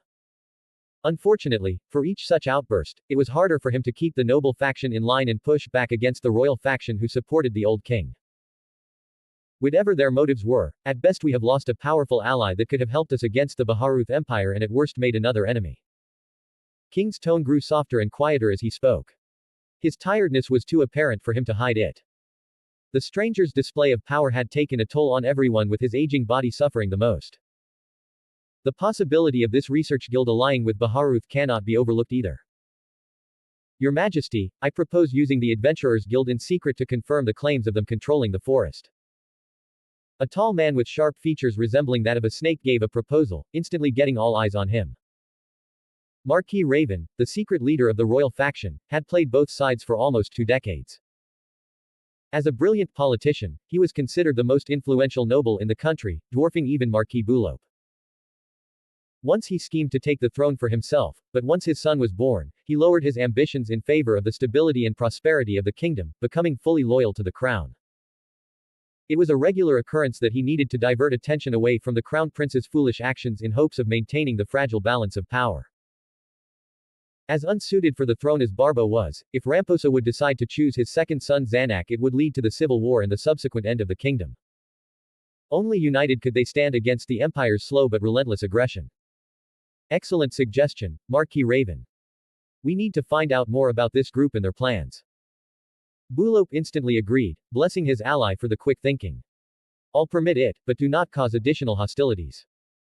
Ramposa said, and then turned his head to address Barbo, and you, my son, would benefit by learning to be more subtle. A king needs to know when to be diplomatic and when to display power. Of course, father, I will take your advice, Barbo replied through gritted teeth. Being the god of death should be easy and almost natural given that he was reborn as the highest type of undead and his human heart got quieter by the day. His old human part and his game avatar was slowly becoming one new self. The life part of this new title was a different story altogether. In the game, it was never meant for an undead overlord like him to easily cast holy magic. If one possessed certain classes, then even some undead like Shaltir could do it, albeit with a lesser penalty. Regardless, Ains knew one thing had not changed upon arriving to this world, which was the intrinsic properties of holy magic. In this case, healing any undead would hurt as much as a living creature being damaged by the simplest of negative energy spells. Yet his determination to overcome this weakness was strong. With all his friends busy and most of the floor guardians occupied with their own duties, he for a moment was standing alone in the 6th floor arena. But his solitude was not meant to last. The group of 8 edge assassins located him even before the first tests were attempted. Moments later, Rubedo was next to show up. She stood unmoving about 5 meters behind him. His personal bodyguard was adamant to be by his side the moment Ains left his office or the private living area, and no amount of convincing that there were no threats inside the Great Tomb worked. Albedo probably encourages this behavior.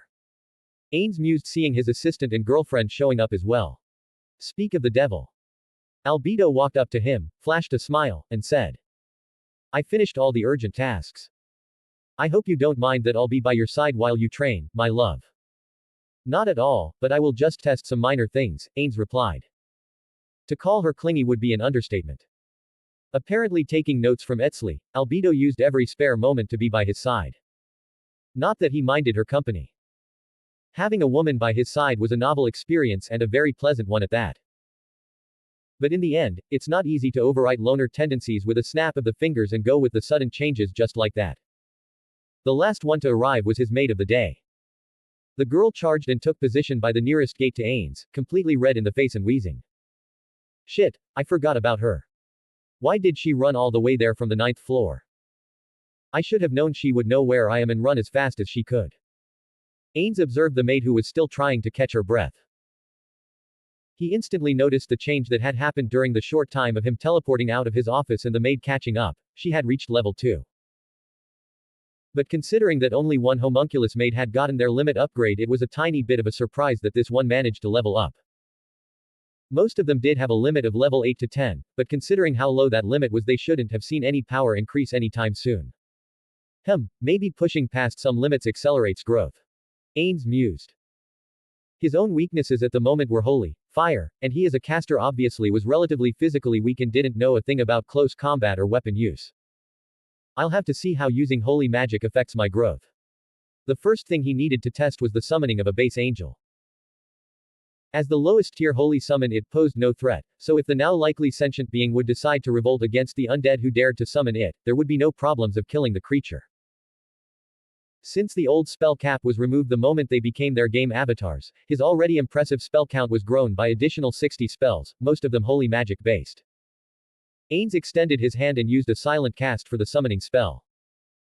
The tip of his right index finger blackened a bit but quickly returned to its natural pristine white colors. That stung.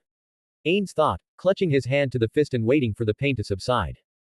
A plate-clad figure with white wings appeared. Although strictly speaking most angels didn't have gender, they usually were addressed as male. The angel looked up at his summoner and then lowered his head and silently awaited orders. Would you follow any order I give you? Ains asked. In the corner of his vision, he saw that Albedo was holding her weapon ready to strike the angel down. The angel nodded in response. It would be a waste to make him duel an undead, especially if it hurts so much to summon even the lowest tier 1. After a short contemplation on what to do with the summon, he sent the angel to the top outpost to be assigned a guard post mostly for decorative purposes. The next step was to ram up the intensity of the spells and see how far he could go before the pain became unbearable.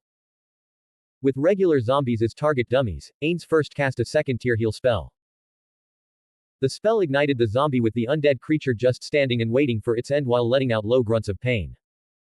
As before, his hand blackened because of the holy magic reacting to his undead body. Once again he clutched his hand in pain and waited for the regeneration to kick in. The negative side of his low-tier magic immunity passive was that it protected him from all incoming magical attacks and effects but didn't help with his own spells. Albedo's face twisted in worry as she stepped closer and asked. Are you in pain, Lord Ains? I'm fine. I had already anticipated the differences in damage.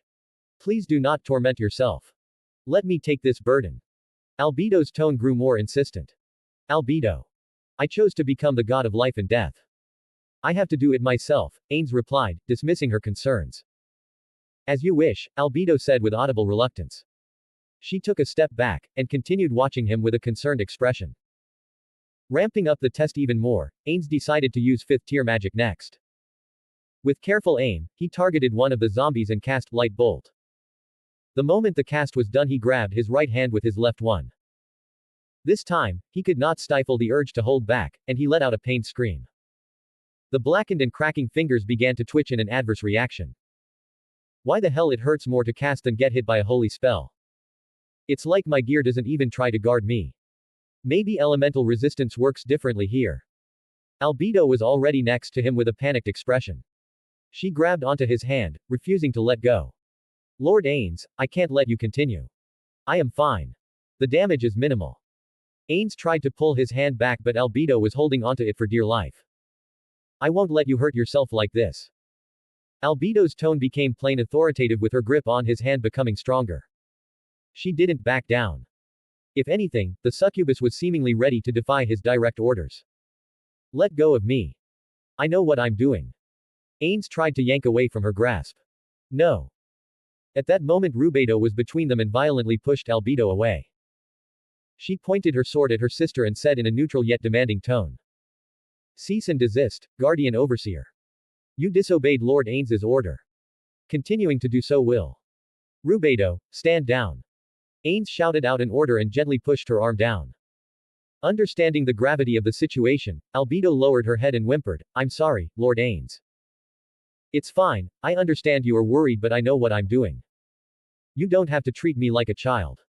I'm sorry my love, I overreacted. Albedo apologized again. Lord Ains is right. I didn't respect his decisions. But he was in pain and I should be the one to bear it. For a moment, Ains was unsure what to do next. If the situation remained unaddressed, she likely would only ramp up her behavior. His overlord side knew boundaries needed to be set, but his more indecisive side feared he would upset her too much and their relationship would start to break down. This time he didn't want an inner conflict and tried to find a middle path. You have to put some trust in me. I do not wish to harm you or myself but I have to train for the role I have accepted. Albedo looked up at his skeletal face and touched his bony cheek. Ains, you are right. I will not get in your way. But don't take too long. She gave him a quick peck on his bare teeth and walked off to avoid looking at him in pain. For the first time she had called him just Ains without any honorifics in the presence of others, just like he wanted her to. The Supreme Being, God, had chosen her to be by his side, and now it was her turn to live up to his expectations and become the partner Ains wanted. Another adventurer's dying scream brought her to a climax. With her fair cheeks tinted red, she pulled out the stiletto from the man's chest and let out a long exhale. Damn, that felt good. I should have left the scripture years ago. Clementine said to none in particular and licked the blood off her weapon. The gold-ranked adventurer team was nothing but prey to her. One by one, she took off their guild insignias and attached them to her armor. During her short time of freedom, 40 such trophies had gathered and now served as a dreadful decoration. But as capable as she was, there was a need to hurry. 2 times her pursuers had almost caught her. Windflower scripture members may be weak compared to someone like her, but their group tactics and brutal methods compensated more than enough. Of course, soon she would be on unfamiliar turf, as the Re-Estes border was only a day's walk ago, but it was better not to leave anything to chance. One of the Zuranorn crypts should be nearby. I should use them to shake off the hounds.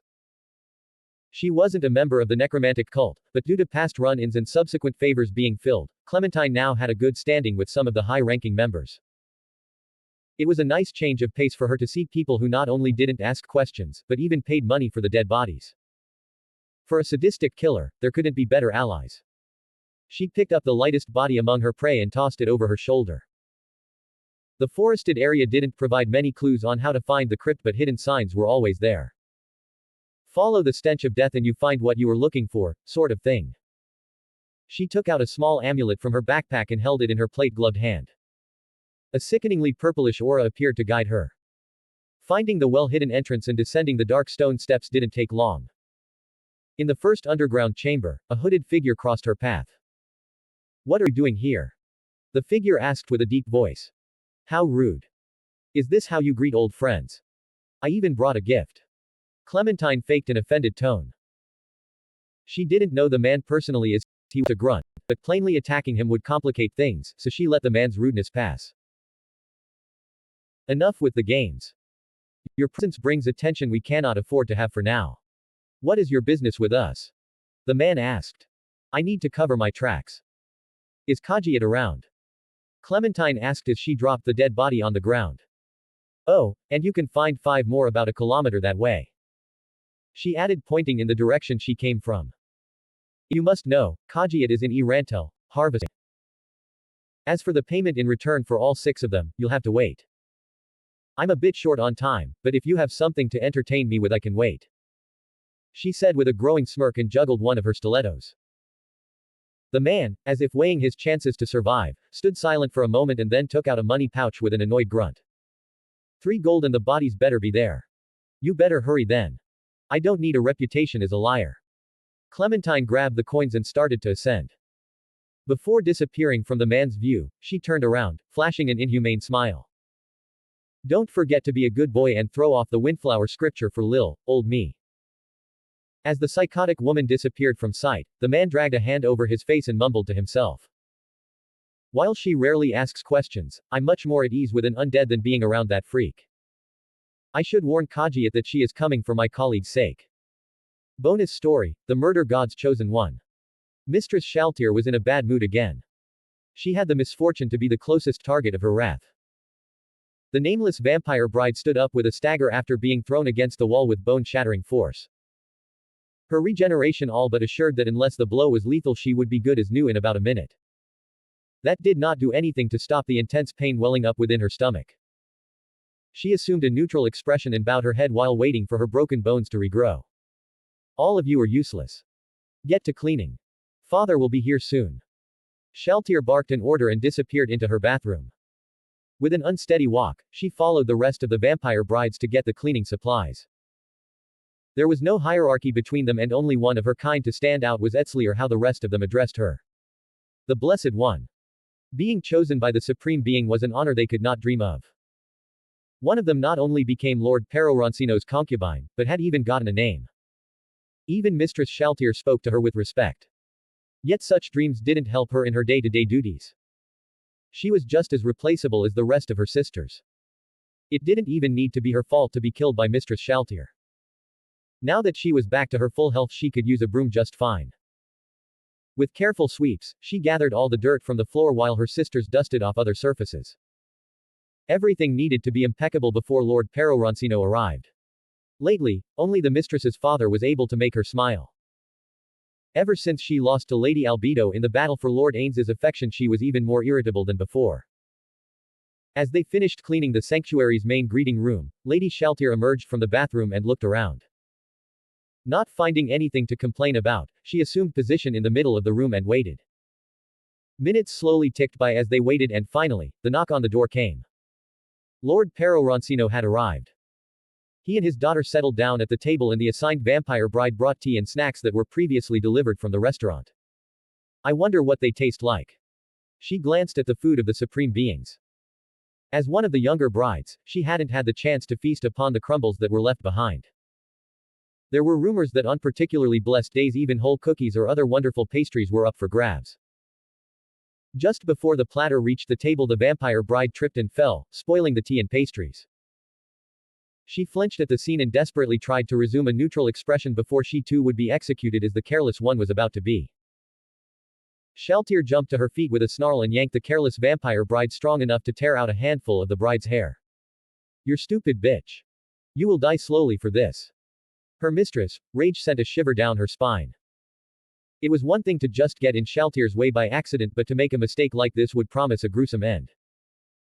It was likely that her careless peer was destined for hours of torture before she would be put out of her misery. "Sweetie, calm down. It was just an accident. You don't have to treat the poor girl so harshly," Lord Peroroncino said while grabbing his daughter and making her look into his face. "But Daddy, it was an accident. Sweetie, you don't have to be so harsh to them. We can go to the restaurant and have our tea there. Lord Peroroncino was so kind to them. Simple nobodies who could be replaced at a moment's notice. He is our savior. We all must find a way to repay him for his kindness." She looked at God and his daughter leaving with lingering longing. Shaltier did order them to clean up, but that was to be expected, and the vampire bride immediately went to rectify her mistake. Once the door closed, she relaxed from her stony posture and looked around at her peers. Seemingly all of them were of the same opinion. They knew they didn't need to serve Mistress Shaltier at every moment, but that did not stop them from venerating the god who showed them so much kindness. As she stepped towards the cleaning supplies, her gaze fell on a particular object on the ground. An unprecedented event had happened. Lord Peroroncino had lost one of his wing feathers. He had shed feathers before and they were a valuable collector's object, but this one was special. A 40 centimeters long perfection of a feather was laying there for grabs. It had to be a sign of the Lord's blessing. Only one could get it, only one of them would be the chosen one. Without hesitation, she lunged for the feather with her sisters doing the same. An brawl broke out. She mercilessly punched, hit, and bit anyone who tried to get in her way. Right now the only thing that mattered to her was reaching the goal before any of her sisters would. One of her sisters took out her eye, and initially she could not tell if it was an accident on purpose. But even in her half-blind state, she could see herself being a hair's breadth away from her goal. Just before her vision fully recovered, she masterfully kicked away her last opponent and grabbed onto the prize. With a triumphant scream, she jumped back and stared at her sisters to see if any would dare to challenge her while holding the feather onto her chest. "I won. I was chosen," she hissed at the rest of the vampire brides who stared daggers at her in return. She was honestly expecting them to gang up on her and tear her to shreds, but she had already resolved herself as soon as she aimed to take the invaluable treasure. "You are the murder god's chosen." One by one they announced, reluctantly lowering their heads in respect. If there was one thing they could all agree on, it was that God's gift could not be wasted. Somehow, in some way, this particular vampire bride would reshape this feather into a weapon of murder. Edited by Zermeister. Proofreading by Ethel07, Vizir Nixon, Swiss, Sad_Smiles, Atero, Alessandro, and Sleuthen. Anne, thank you for reading the story, and if you have caught up to the latest chapter, you can check out my other work or join my Discord server, link is in my profile, where additional chapters are available, or if you are interested in becoming a beta reader, gives access to chapters months ahead of regular readers. 5 comments 0 vote. Chapter 4 Swords of Darkness. Hey, at least it's not as bad as it was in Tokyo. Puro tried to cheer up his sister, who was wrinkling her nose at all the filth. As for any city barely developing past the late medieval period, sanitation was but an afterthought. The smell was abysmal, from piles of garbage in side streets to animal droppings on the road. Don't remind me of that dump. For all I care, that place never existed. Buku replied while stepping over a puddle. Somehow, I feel like Albert is doing his best not to blow this place sky high. Ha! You got that right. Oops, watch your step. While Buku remained ahead of the two in her group, Puro continued playing the role of a gentleman, much to her sister's annoyance. For Lupus, however, she could not help but smile. The maid gleefully accepted his chivalry, and while she overcame the obstacle below her, she started feeling lecherous stares boring down on her. Their eyes of envy quickly turned into fear when Buku glared hard at them. I should have expected degenerates around these parts of the city. Looks like I found your kind, dear brother. Funny how you tried not to stand out like a sore thumb, yet look at how many people are staring at you. Did you place a charm spell on everyone while I wasn't looking? As the conversation turned into yet another angry bickering between the siblings, Lupus was busy thinking of a particular term that came up in their talks. The mention of a place called Tokyo, which she had not heard before, piqued her interest. It wasn't every day you got to hear something new about the lives of Supreme Ones, and such information was beyond value when it came to servant circles of Nazarick. What is Tokyo? Was that in Yggdrasil? Lupus felt she was pushing her assigned role, but since Puro specifically asked for her to be a casual talker, she may be able to get answers to questions she otherwise would not dare to ask. Buku, realizing her brother's mistake, inwardly cursed herself. She was about to reprimand the maid, but to her surprise, Puro responded before she could. Nah, that was a city in another world. Sis and I lived there together. Puro replied casually. This stupid. Buku latched onto her brother's shoulder and jerked it back, causing him to stumble. Lupus, still holding Puro's hand, yelped as she almost tripped on the ground. What the hell was that for? Puro's mentality instantly jumped into overdrive, knowing he was about to get scolded by his sister for whatever reason. Didn't Momo and Albert tell you not to talk about Earth? You're going to get us into some serious shit, you know that. Relax, it was vague enough. What, do you not trust Lupus enough? It's not her trust I'm worried about. Get your loose tongue sorted out before you end up spilling even more valuable information. I still think you're overreacting. We've already done a decent chunk of research into investigating whether or not other players are within this area. As far as I'm concerned, this isn't even remotely a hotbed of people like us. Fine, whatever. If someone did hear you earlier and gets away with it willy-nilly, losing your concubines will be the least of your worries. Buku glanced back at the pair with mild annoyance. As she predicted, both were flirting every chance they got, making her the third wheel of the group. And this was just an hour into their adventure, as things were likely to ramp up from there. With a grumble, she marched on, looking around for a jeweler's shop. So far, they had yet to find it, but merchants of such luxurious goods likely would be found closer to the plaza. According to a few locals who chatted them up due to their exotic appearance, the fortress city of Rantel was in better condition than most other cities. Apart from a significant military presence, the inner city was filled to the brim with inns, gambling houses, and brothels. They did find a keeler near the plaza, and their workplace was a cozy little building with a bright blue jewel painted on the sign above the entrance. Puro led the trio in with a loud bell announcing their arrival. The shopkeeper, an older balding man with a white shirt, eyed them carefully. The two guards, dressed with partial plate armor at each side of the shop, did the same, but seeing the quality of the gear the trio had on them, they visibly relaxed. How can I help you? The shopkeeper asked in a pleasant, deeper tone. Do you exchange gems for local currency? Puro asked, approaching the counter. I can take a look at your selection, but at best, I'll pay about a third of the market price. However, if I see any semblance of illusion magic or other forgery methods within your goods, I'll have no choice but to hand you and your group over to the city guard. You can understand that, at least, right? The man took a large monocle from his chest pocket and polished it with a handkerchief. I wouldn't come here if that was the case, sir. Then, I'll let you take a look so you can see for yourself that these are genuine. Puro fished out the small gem pouch from his inventory by reaching into his pocket. A trick he practiced for about an hour before the departure. With a casual movement, he untied the bag and poured the gems on the table. The old shopkeeper raised his brow and immediately raised his hand, seemingly about to cast a spell. He pursed his lips repeatedly before loudly announcing the same word he had familiarized himself with for so long. Dispel. A wave of light washed over the gems.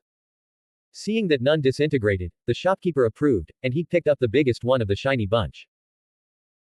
To Perrault's amusement, the shopkeeper now had a monocle on his right eye, and he watched with curiosity as the precious stone was being eyed with much more scrutiny than before. Well, damn. I can tell you that it's not fake. No flaws whatsoever. The shopkeeper mumbled under his breath as he looked at each side of the glistening, purple stone. Despite the gem's small size and high transparency, there seemed to be no problem with the shopkeeper's appraisals. He continued to mumble and look at the shiny jewel for a good minute before placing it back on the counter. The look of scrutiny on his face was now replaced with genuine awe. Sir, this is a flawless amethyst. A gem of this size is not common around these parts. Where did you get it? Oh, we bought them in our homeland since, you know, a small pouch of gems is easier to carry than chunks of gold or silver. Perrault casually explained, leaning over the counter. Are you buying something or not? Yes, I will buy this one. The man pointed at the purple gem he was inspecting. I'll give you 100 gold coins for it. Sounds good. And another thing. If you plan to trade out the rest, come by in a few weeks. I could offer the same rate for a few of the smaller gems. The shopkeeper gave the guards a subtle nod and opened the money box under the counter.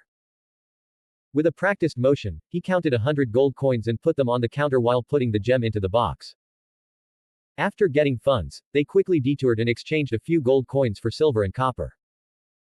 Gold was usually reserved for large purchases and nobility-level establishments. They likely would be allowed to enter once they reached a particular reputation as adventurers. The Adventurer Guild came with the next set of problems. The trio sat at a small table, staring at the application forms, while the clerks and guild members eyed the group curiously. I can't read this, Buku whispered. No shit. None of us can. Why the hell didn't we think that this would happen? Perrault said while taping the quill against the paper. Maybe Oriol can help. Lupus suggested. It wouldn't be tactful to ask why Supreme Brings had made such a careless oversight. Maybe they are testing me on how I would handle things. They did ask me to be proactive if I have something to say. Lupus rationalized the current circumstance. Good idea. Buku nodded, instantly messaging Oriol. Hey, sorry to bother you, but can you use remote viewing and translate for us? We need help with filling out application forms. I'm honored to help, Lady Buku. One moment, please. I will request translation glasses from the treasury. Oriol replied enthusiastically. After a short period of waiting, Oriol contacted the trio. Lady Buku, I have returned with the proper gear. While Oriol responded briefly, Buku's hearing captured a hint of sadness in the area guardian's tone. Is there something wrong, Oriol? Forgive me. While I can translate for you just fine, I require additional data to help fill out the applications. I can safely deduce some of the words to be references to what is common knowledge in Irantel but are otherwise alien concepts to us. That makes sense.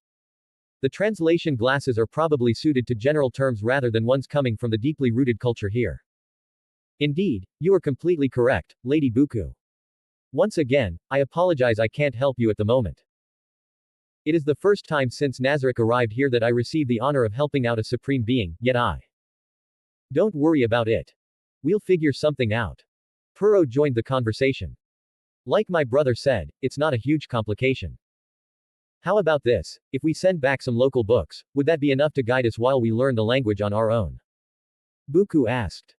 That would help tremendously. After some more exchanges via message, Perrault promptly ended the mental link and turned his attention to his team. At least we'll able to speed up some of the process. We could ask some of the locals here for help. I guess that could work. Buku decided to look around to see who she should approach. As if fate smiled upon her, she noticed a man breaking off from his group, and it appeared he was now making a beeline towards them. Buku looked closer at the man, and she saw he had blonde hair and brown eyes. His rather slim figure was clad in leather armor and had a bow strapped over his shoulder. With a confident stride, he walked up to their table and gave a friendly wave. Hey there. I noticed you have trouble filling out the application forms. Maybe I can help. Buku looked him up and down, and she returned a similar gesture to the man. We would appreciate the help, but how about we start with your motives for helping first? We're fairly new here, so we have good reason to be suspicious. I completely understand. Let me get straight to the point, then. Even though you guys are registering, you look like people who can handle yourself out there quite easily. The gears you and your fellow people are wearing are no joke, either. It's true. We are standing out a bit more than I would have liked. There's no changing that now, though, Buku mused. Mind you, we're not one of those happy-go-merry rookies with idiotic dreams of going out into an adventure without decent preparation. The man's shoulders started to lower as a relaxed look appeared on his face. Buku felt the man was staring at her more intensely, making her a little suspicious. I see you guys have a fair share of experience, which brings me to this. After I help you out, would you guys like to join my team and me for some monster hunting? It'll be a good way for your team to know how adventurers work around these parts while familiarizing with various places of interest outside of Irantel. Buku gave a long, thoughtful hum. All right. Me and my guys would love to help you and your team out. The adventurer gave a wide grin towards Buku. He put his hand to his heart and made an announcement that made Puro raise an eyebrow. Wonderful. Call it love at first sight, but I have fallen for you. After our mission, would you go out with me? Buku paused for a moment. The guy is decently good looking. Nice and slim, just how I like them, but, he gives off such Puro vibes. I'll just play it off for now. That's a good one, but I'm not an innocent maiden who falls for such a line. Now, how about you fulfill your end of the bargain, and when everything's settled, our teams can go for a drink to discuss working together. We'll see where it goes afterward, Buku replied, still smiling. Her tone of voice indicated that the guy had no chance with her, but her intentions seemed to have fallen on deaf ears. The man dumbly nodded, now sporting a stupidly wide grin.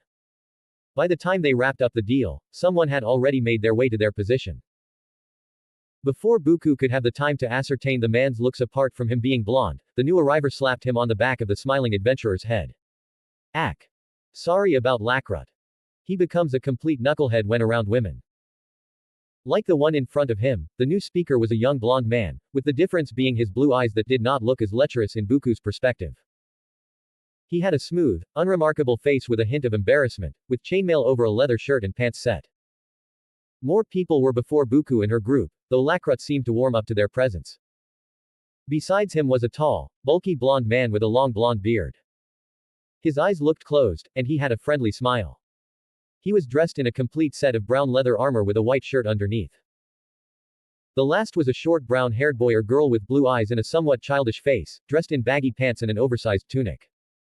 This is your team, Lakrut? Buku questioned. Having said the name out loud for the first time seemed to make the addressed man swoon over her yet again, but a firm voice stopped his antics. Indeed.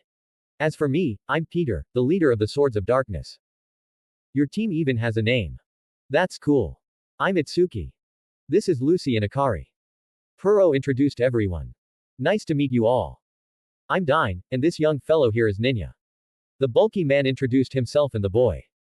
Buku looked over all newcomers critically and then messaged Puro and Lupus. By how poor their gear is, I assume they think we can help them out for a while, as thanks for filling up our applications.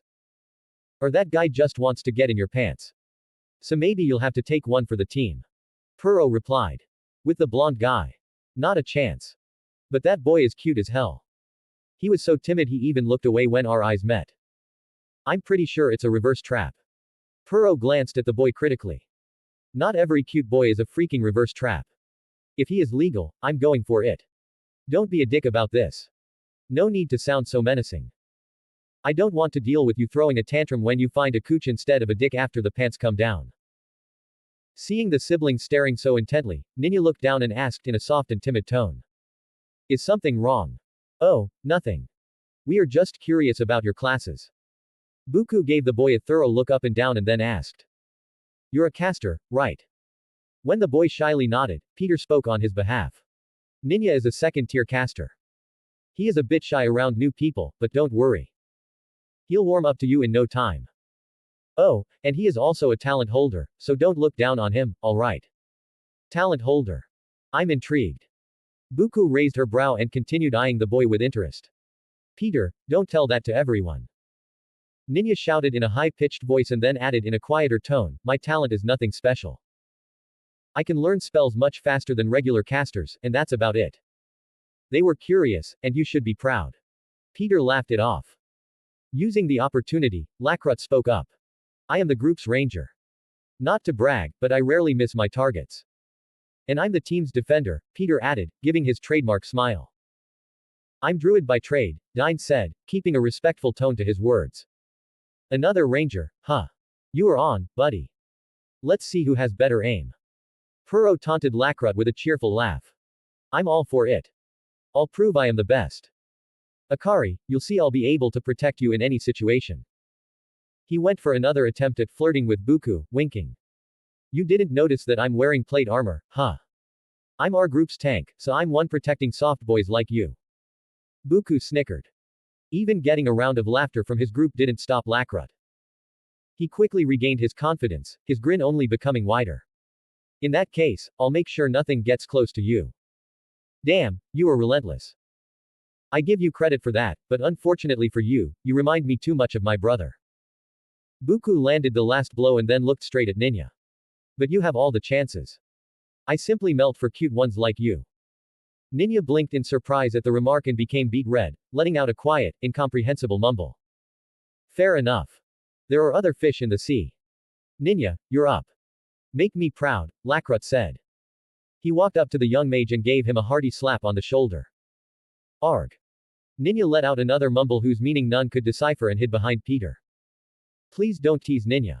He is a bit shy. Oh, I'm not teasing him. I was serious. He is just my type. Buku said, leaning to the side, trying to catch another glance of the boy. And I'm a cleric. It's nice to meet you all.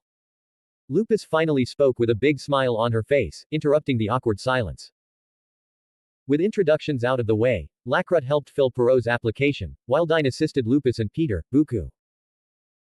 There were next to no requirements, and pretty much anyone could join as long as they followed the guild rules and signed off the right to blame the guild in case of injury or death. But as guild members, they could take only guild-approved jobs and perform authorized healing in the case of healers.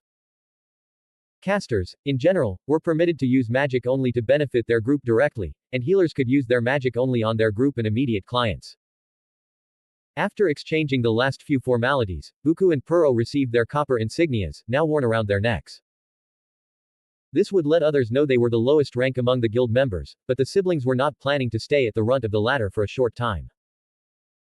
When Peter suggested that they go to a tavern the Swords of Darkness often frequented, the newly endowed copper adventurers only agreed, following right behind the overly friendly team. X.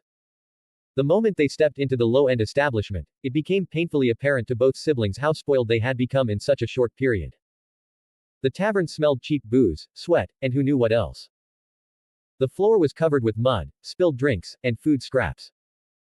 Lupus, in particular, wrinkled her nose in disgust. She suppressed the desire to burn the whole place to the ground.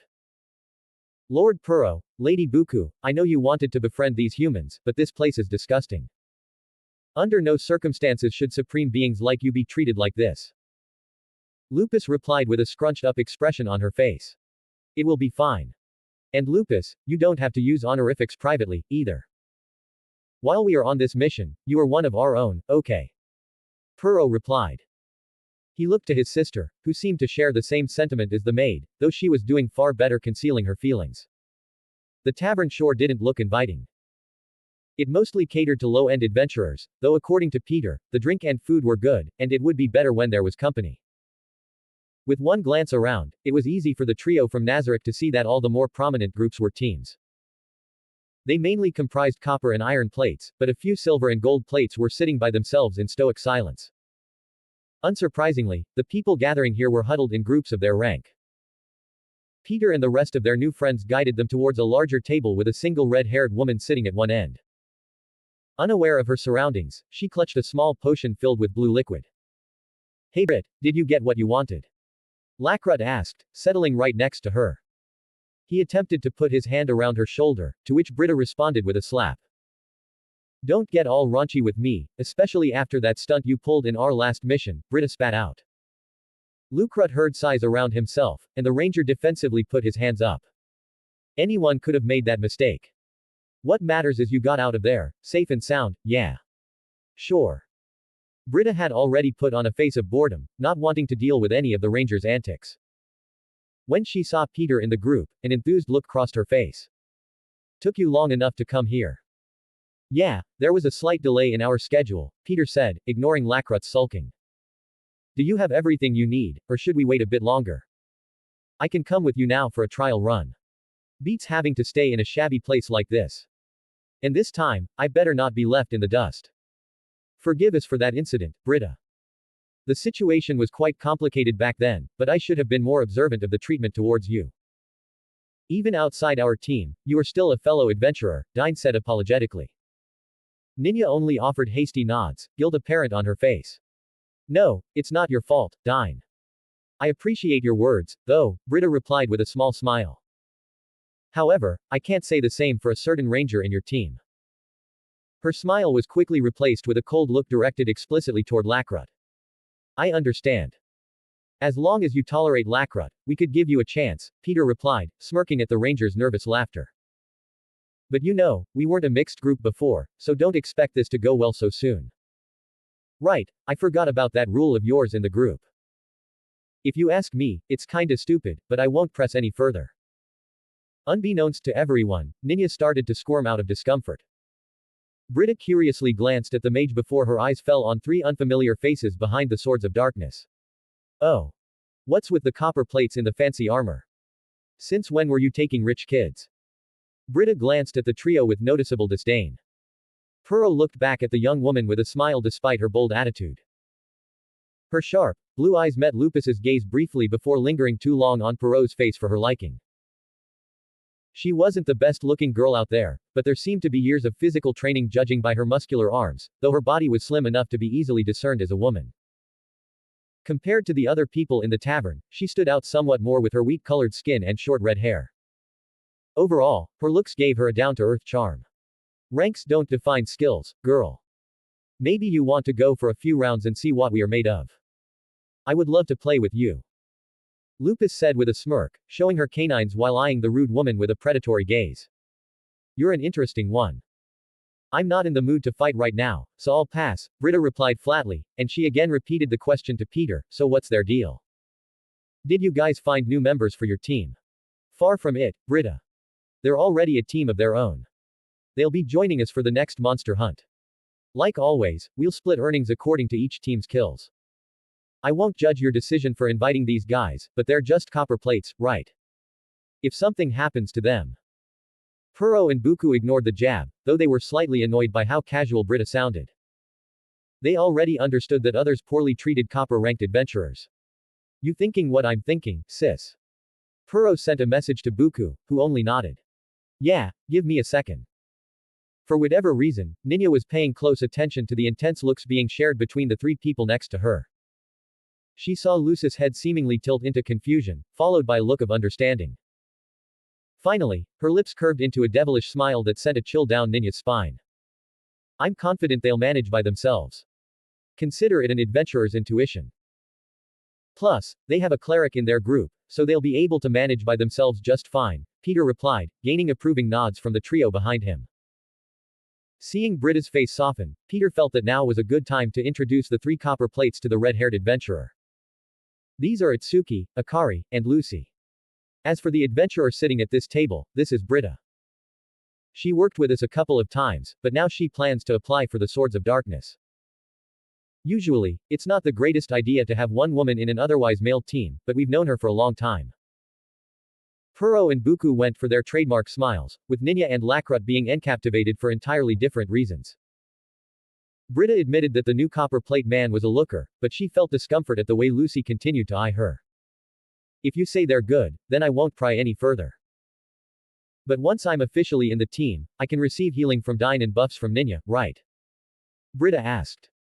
Wait, you can't even heal and buff people who are not on your team. Buku asked, feeling genuinely confused. The Adventurers Guild and the church don't allow it. If you're caught, you're bound to lose your license. Ninya explained, recalling the rules she was taught long ago. That's kinda bullshit if you ask me, Puro said. Despite his bluntness, Britta and the Swords of Darkness found themselves in agreement. That's why I have this. Britta showed them the potion. What sort of potion is that? Puro switched from trying to imagine how she looked under her thick leather armor to looking at the strange potion. Huh, you haven't seen a potion before. Britta leaned back and looked at him like he had two heads. Something tells me you guys are fresh out of the womb. Nah, that's not it. We are from a country that's far east of here, but frankly, I don't want even to remember my homeland. Some bad stuff went down, and we're not planning to go back there anytime soon. Puro replied quickly, coming up with a vague excuse. That's fair, I suppose. I'll remember not to bring that kind of stuff up in future conversations, Britta said, awkwardly rubbing the back of her neck. But you seriously haven't heard of a potion? Did your country not have that sort of thing? It's complicated, but all you need to know is that ours are different. Puro then proceeded to fish out a basic healing potion from his inventory, though he had to resort to an actual bag instead of pulling things out of a portal. He placed it on the center of the wooden table where Britta was sitting. Whoa, I've never seen a red potion before, Britta whispered as the group leaned closer. Where did you get it? We found a box of them in the ruins we explored. We haven't tested them properly since we met Lucy not long before. Buku interjected before Puro could answer. Just when I think you couldn't do anything stupider than leaving breadcrumbs of our old origins, you decide to whip out Yggdrasil stuff to a bunch of strangers. Ains told us to be careful with this, remember? How do you think the locals here will react when people like Enri treat it like it's some sort of godly artifact? So what? You just told them we found them in some ruins, right? We'll just build on that story. It'll be fine. Puro dismissed her concerns for the umpteenth time. The other patrons of the tavern who were close enough also eyed the potion on top of the rather rich-looking trio. You know, if you sold it to a pharmacist, you likely could get a few regular ones for the same price, Peter said. Haggling also works here, but I'd recommend doing that when you and your team build a higher reputation in Irantel. He and his team hid their discomfort from Buku, who whispered a series of words to herself that did not sound pleasant. Lupus was within earshot of the fast mumbling, and she did her best not to pale at her lady's scornful language. Oh, in that case, we'll hold on to them in case we run short on money. Puro put it back in his inventory through his pocket, ignoring the tense air around him. You guys act way too weird for copper plates, Britta said, scratching the top of her head. She, like Puro, did not care what was happening in the flow of the conversation. Give it a rest, Britta. They just arrived at Irantel and didn't even know the local writing. They're obviously strong and experienced adventurers. Lakrut said. Strong, maybe, but experienced. Even your average child in Irantel knows a lot more about potions, judging by the way these guys talk. Lupus twitched at what she could only interpret as an insult coming from the red-haired adventurer. Hey. It doesn't matter that you know more about this laughable excuse of a city. The truth is, we're a lot stronger than you. How about we settle the score over a bet, redhead? If you win, we'll give you one of our red potions, and if you lose, well, we'll leave that up to you. Not like I'll ever lose, anyway. It's going to be good seeing Lupus utterly demolish this girl. Both Puro and Buku thought the same thing. They felt that Britta was starting to overstep her boundaries. Her current attitude made Lakrut seem like a saint in comparison. Knocking a peg or two would only be fair. As soon as Lupus finished her words, she leaned forward and smacked her elbow on the table. The table audibly rattled, and it was already buckling from the newfound pressure. Lakrut only whistled as the rest of his members gasped at the visible crack below Lupus's elbow. They were eager about how the red-haired adventurer would respond to the provocation. That's how you want to play it. Fine. I'm short on cash, so I'll accept this bet of yours. Since you're so kind as to let me decide the other end of the bet, how about we have the loser buy a mug of beer for the winner? Fine by me. Britta smiled as she jumped up from her seat. She sat down opposite where Lupus was sitting. By now, their talks had earned curious gazes from bystanders. In no time flat, their arm wrestling match garnered the attention of virtually everyone in the tavern. The moment their arms touched, Britta yelped in pain as hers hit the wooden table with a crack. She pulled away her arm and massaged her nearly dislocated shoulder, groaning. What the hell? How are you so freakishly strong? Britta grunted. Lucy, we agreed not to show off. Buku lowered her disapproving tone. I went easy on her. Don't be mad at me because she's so weak. Lupus leaned closer to Puro and wrapped her arms around his as if asking for protection. Chill, sis. I'm sure Britta is fine, Puro said, trying to calm down his sister. Hey, how about we buy the first round of drinks? I'll live, but my shoulder is gonna be sore for a while. Seriously, how is she so strong? Britta asked again. Mind if I spin the tale of our origin? Buku asked. Fine by me as long as you aren't a complete bitch about it. Puro replied while giving his sister a stare down. Relax, I'll just retell the chronicles of Astalia's main plot. It fits so freaking well, and I can use ourselves as the gods who gave the blessing. Shit, sometimes I forget we are now in a world where no one knows about popular media. Make sure to notify Momo. With her brother giving a subtle nod of agreement, Buku started to retell the plot of one of her favorite games. She did not go into full detail, but she remembered it being a tale of two siblings rising to the call to be the champions of their people, only to be betrayed by the nobles and exiled from their homeland. She did mention how they got a blessing from the gods, using her and her brother's true selves as the gods who gave the divine gifts. Buku did avoid using their real names and instead mentioned only titles. It did rather well that she had the blessing of the goddess of war while Puro ascended into the role of the god of murder. She even spun the tale that Lucy had become a devout follower of the god of life and death. While she spoke, the first round of drinks arrived. The ale she got was not the best tasting one, but it was still better than the chemical-filled alcohol from Earth.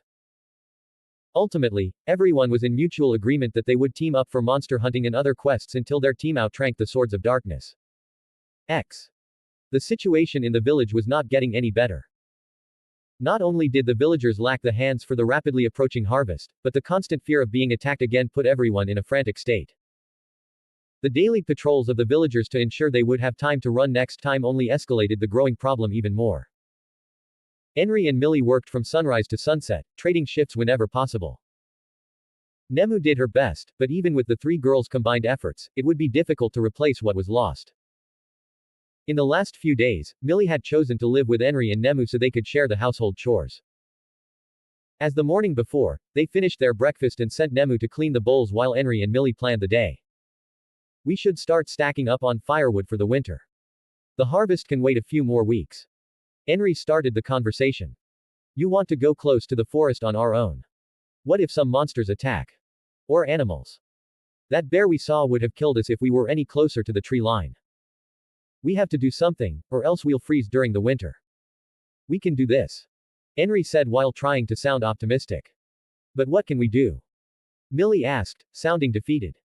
You promised not to be like this. Henry pouted, picking up on her friend's rapidly deteriorating mood. But what can we do?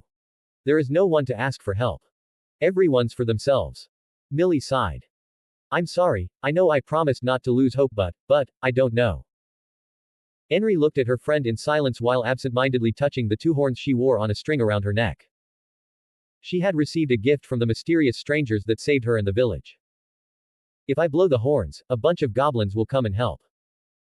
They could guard us while we gather firewood, but wouldn't it be a waste to use it right now? I think it would be better if I use it for emergency use. But if we don't get enough firewood, we could freeze to death during the winter. Resoluted, she took it off her neck and put it on the table. We can use this. Millie looked up and stared at the strange artifact. When she saw Henry giving an approving nod, she picked up the artifact and looked at it with a curious gaze. This is the strange gift you were gifted that once, right? But it will just call monsters. Won't they harm us in the village? They can guard us while we work, Henry said, standing up resolutely to carry out her plan. I don't know. What if they attack us instead? Millie asked, getting up and taking a step back. They won't. Enfira once told me that summons always listen to their summoner. She recalled a particular conversation with a boy who loved to talk about all kinds of mysterious things. She waved for her friend to follow and ran out of the house. Stopping at the village center where everyone could see her, Henry glanced around and then blew the small horn. 19 figures popped up out of thin air in front of her. Only about shoulder length compared to her but much bulkier, the summoned goblins looked much more robust than their counterparts sometimes seen coming out of the forest. Most were wearing breastplates and holding onto close combat weapons like swords and spears. Also were two sitting on the backs of black wolves, two archers, and two dressed in robes. One of them, a bald and very strong-looking goblin with earrings in his long ears, took a step forward and kneeled. We are awaiting your orders, Honorable General Henry. For a moment, she just stared at the goblin with a stunted expression. The rest of the villagers observed what was happening in silence.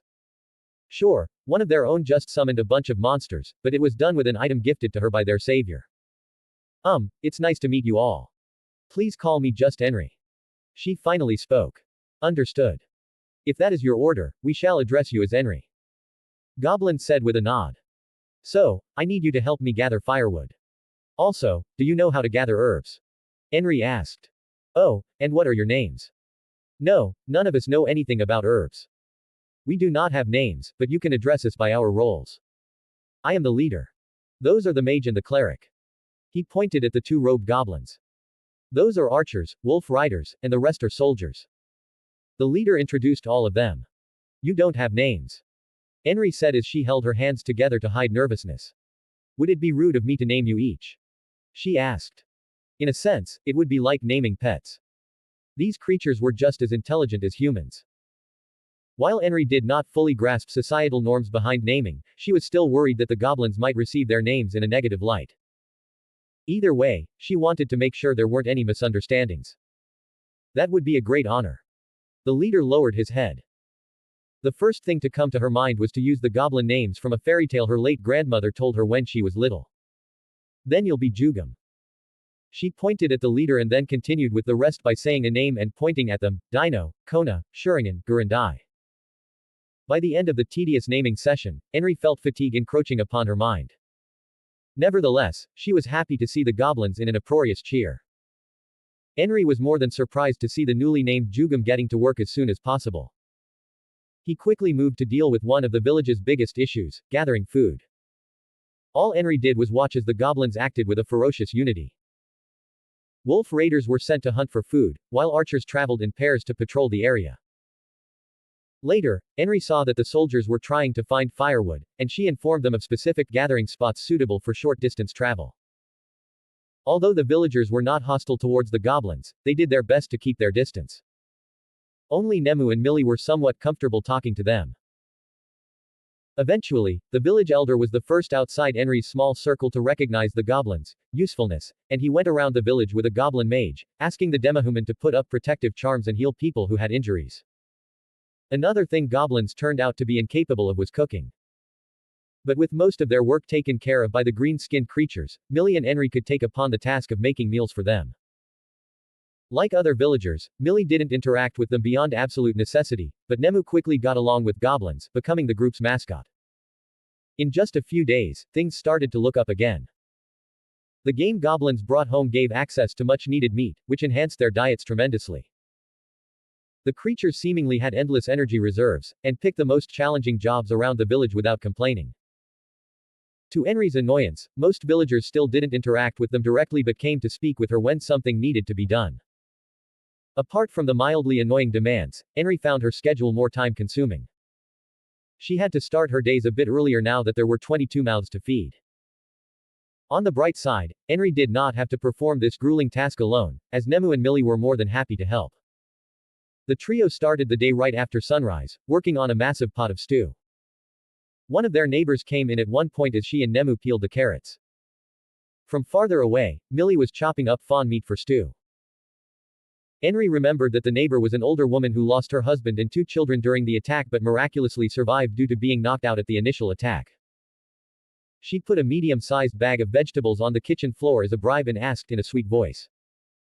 Henry, I'm sorry to bother you so early, but could I borrow some of your goblins? The roof of my shed is leaking. Oh, that is bad. I'll send over a few to help you with the roof, Henry said to the older woman, not looking up from her task. Thank you, bless your kind heart, the woman awkwardly left without saying anything else. Why does everyone think I just own them? She could ask Jugum or Unlai, Henry ranted to her friend, though she was self-conscious enough to keep her voice at a low whisper. But you did summon them. That would make them yours, Millie stated matter-of-factly. But I told everyone they could talk with them without asking for my permission. If they still want to do that, fine with me, but they should ask Jugum. He knows better than me regarding what goblins plan to do daily. With Henry continuing to mumble under her breath, the trio finally finished all the preparations. Wiping the sweat off their foreheads, they worked in unison to put the massive pot into the oven. It would take a good 3 hours for it to cook, and the only thing they needed to do now was to add firewood from time to time. Nemu took it upon herself to do this task, and when she did finish, she would go off to relax and play in front of the house. Millie took charge of cleaning the house while Henry continued talking to the goblin leader about improving the village's needs. On a lesser note, she wanted to build rapport with him as she knew they would not be leaving anytime soon, much to her gratefulness. She found Jugum giving tasks to the rest of the group. Noticing Enri, he stopped and greeted her in a gruff voice. Good morning, boss. The rest of the goblins followed in unison, either revealing toothy grins or waving exaggeratedly. Both interactions made Enri giggle, but she started pouting when she realized something. Good morning. I thought we agreed on not calling me that, you guys. Sorry, boss. I mean, General Enri. My apologies, I mean, Enri. Jugum laughed awkwardly, not sounding so sure of himself. I know you are doing that on purpose, Enri huffed, placing her hands on her hips. She theatrically showed her displeasure at the goblin's way of addressing her. Sorry, but we can't help it. It takes an effort not to call you general like we are made to do. I know, and I appreciate that you are trying, but I see you all as my friends. Anyway, I got some requests you could look at if you don't mind. Not at all. Who needs help today? Jugum asked, letting out a hearty laugh. Well, the OL, she stopped and turned her head at a black void appearing in the middle of the village. The goblins instantly grabbed their weapons and formed a perimeter around her, watching the portal with suspicion. Being of Yggdrasil origin themselves, they instinctively knew what was going on, but not knowing who would step through put them on edge. A pale-skinned woman in a metallic maid's outfit stepped through and slightly bowed her head. She was a stunning beauty with an intelligent look, glasses on her face contrasted with massive bracers on her arms. Lord Ains Ulgaun sent me to assist Karne village and make sure nothing bad happens. I am Yuri Alpha, she said in a polite, professional tone. With the village elder out in the fields, the villagers looked at Enri, silently asking her to handle it. Seeing that she had to retake charge, the blonde girl took a step forward to approach the maid, but she was stopped by a bulky, green hand. He spoke with a barely audible whisper, Boss, she isn't human. Her presence alone may be too dangerous for me and my boys to handle, Jugum said in a harsh tone, which he directed toward the newcomer. Lord Ains gave me the horn to summon you all. If he sends someone to help us, we need to show that we are grateful. Now, let me pass, Enri whispered back. To offend their saviors felt like an unforgivable offense. No one else cares for us, but Lord Ains gives us more than we deserve. Jugum stepped aside but followed right behind Enri as she approached Yuri. She bowed before the maid who towered over her at almost a full head height above, and spoke, Welcome to the Karne village. We are grateful that our savior, Lord Ains, wants to help us. You must be Enri. I see you have used the gift Lord Ains gave you. Are you the appointed leader of this village? Yuri viewed the simple farmer girl who was surrounded by goblins. No, but I can get the village chief for you. That would be kind of you. I'll get him, Matsu, one of the goblin soldiers, said and ran off. While we wait, could you tell me what are the main challenges this village faces? Yuri asked. If I had to make a guess, it would be the monsters from the forest. The goblins greatly help day-to-day activities, and now that they're making patrols around the village, the monster problem isn't as bad as it was before they came here. I really think Lord Ains has helped us more than we could ask. I am glad you recognize Lord Ains's kindness and have used his gift well. As for your challenge, I propose fortifying your defenses. I see. As Yuri continued questioning Enri, the latter struggling to keep up with the maid's flurry of words, both started slowly walking around the village, with Enri giving as much detail as possible. The village chief returned from the fields at the request of the goblin and found the pair at the edge of the village facing the forest. You called for me, miss? He asked, catching his breath. As I already explained to others, my name is Yuri Alpha, and Lord Ains sent me to assist the people of this village. Enri here has all the answers I need, so please forgive me for unnecessarily bothering you. She is a great help to us all. The man removed his hat, scratched his head, and added, Enri, you can take care of it, right? Lord Ains seems to have taken an interest in you. But I'm just, she stuttered. The village elder was more than happy to just push everything on her. Indeed. You are only one of two people outside Lord Ains's home and his friends whom he has granted gifts. Yuri agreed. I'll be back to work in the field then, the man said, sprinting away. Wait. I am not ready for all this. She wanted to scream at the man for putting all this responsibility onto her. Unknown to Enri's concerns, the village chief had already decided as soon as he saw the blonde girl asserting herself towards the goblins. He may have been a simple farmer like her, but he felt his duty would be better off in the hands of Henry, who was now heavily involved in the village's affairs. Meanwhile, the blonde girl looked up at the maid with a wary expression. I'll do my best. Please don't worry. Lord Ains is a very kind man, Yuri said with a warm smile that faded just as fast as it appeared on her pale, almost sculpture-like face.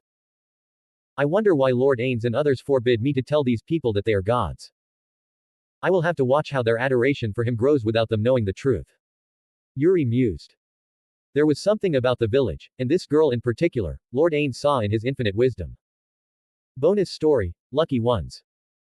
Solution, Narberl, Intoma, and Shizu stepped through the gate cast by their youngest sister, arriving in the Cherry Blossom Sanctuary. By the will of Lord Ains, they could visit her as long as they didn't leave the secluded area and wander around the 8th floor, which was off limits to anyone besides Rubedo and the Supreme Beings. The picturesque place was the area she ruled over. The green garden had a small river flowing through it with a few small arching bridges. In the garden's center was a small temple surrounded by cherry trees with pink flowers. The four maids entered the temple and found their sister sitting by a table with a row of remote viewing mirrors. Her appearance was that of a young girl, and one would be surprised to find out she was the only human in the great tomb. She was dressed in a traditional outfit of a Japanese shrine maiden or priestess with long red trousers and a white kimono jacket. Standing up, she greeted them with a smile and crossed her hands. It's so nice you could come. We brought snacks, Shizu said, showing no semblance of emotion in her voice. She was holding a platter that seemed to have an extravagant tea set. How are you doing? Have the Supreme Ones entrusted you with an important task? Solution asked, showing none of her usual cold-hearted demeanor. When it came to her youngest sister, she couldn't help but be influenced by her infectious cheerfulness and positivity. I am mapping out the forest and watching over our sisters, Oriole waved at the mirrors. She rushed off and brought more chairs. When everyone settled down, she continued to explain her duties. Lady Aura is taking over this part of the forest for Nazarick, but her new pet doesn't know where all the settlements of intelligent beings are. So cute and fluffy. I want to hug it, Shizu pointed at the giant hamster on the screen, widening her right uncovered eye. I think you can ask Lady Aura for permission to play with her pet when she returns to Nazarick, Oriole said. Her servant, the fox-masked Uka no Matama, appeared in the room and handed her teacups to her sisters while they snacked on the treats they had brought. Currently, they looked like young, short-haired girls, as their beast forms were only practical in combat. Here you can see Yuri interacting with the villagers the Supreme Ones saved. Oriole brought their attention to another mirror. They look tasty. I wonder if I could get a few of them. Intoma remarked. Those insects are not good for anything else, Narberl said while observing the simple humans with noticeable disdain on her face. Lord Ains has other plans for them. Lord Ulbert explained that they are the first to worship Supreme Ones and are the test subjects in that regard, Oriole explained. I hope our lords will not spare all of the humans. I surely would like to have a few, Solution said, licking her lips. Slowly dissolved over the weeks, they would be an excellent meal. Don't worry, sister. I'm sure Lord Ulbert has plenty in mind you could consume. Those lesser beings dared to offend him when he graciously appeared before them in the Re-Esti's capital, Oriole said a lot quieter, with her positive, high-spirited demeanor all but disappearing. Knowing how cruel Lord Demiurge can be, I can only imagine how creatively sadistic his creator would be to those who offend him, Solution said, breaking into a smirk. Why did he not kill them on the spot? Narberl asked curiously. The best meals need to be prepared first. It wouldn't be right sending them to their deaths without making them suffer for their grave sins, Intoma said, getting worked up as well. That we can agree upon, sister, Solution nodded. Lastly, Lupus, Lord Puro, and Lady Buku are befriending locals, Oriole pointed at another mirror. Ah, that place looks disgusting, Narberl wrinkled her nose as if smelling the rather shabby-looking tavern. I would have loved to go with them, but I couldn't beat Lupus. She is so lucky to have been chosen by Lord Puro, Solution said, trying not to look overly envious of her sister. I'm sure you'll all get your chance to shine. I've heard many important missions are getting planned. And who knows, maybe Lord Puro will take more concubines. He is your best bet to being chosen as a concubine of a supreme being, Oriole once again spoke in an energetic tone to cheer up her sister. Surely none of us can compete with Lady Albedo. I wonder why Lord Ains picked her over Lady Shaltier, Solution mused. It was no secret that both women were after the tomb's absolute ruler, but Albedo quickly snatched away the victory. Oriole smiled knowingly. The rest of the maids, seeing her smug smile, gathered closer. You know what happened.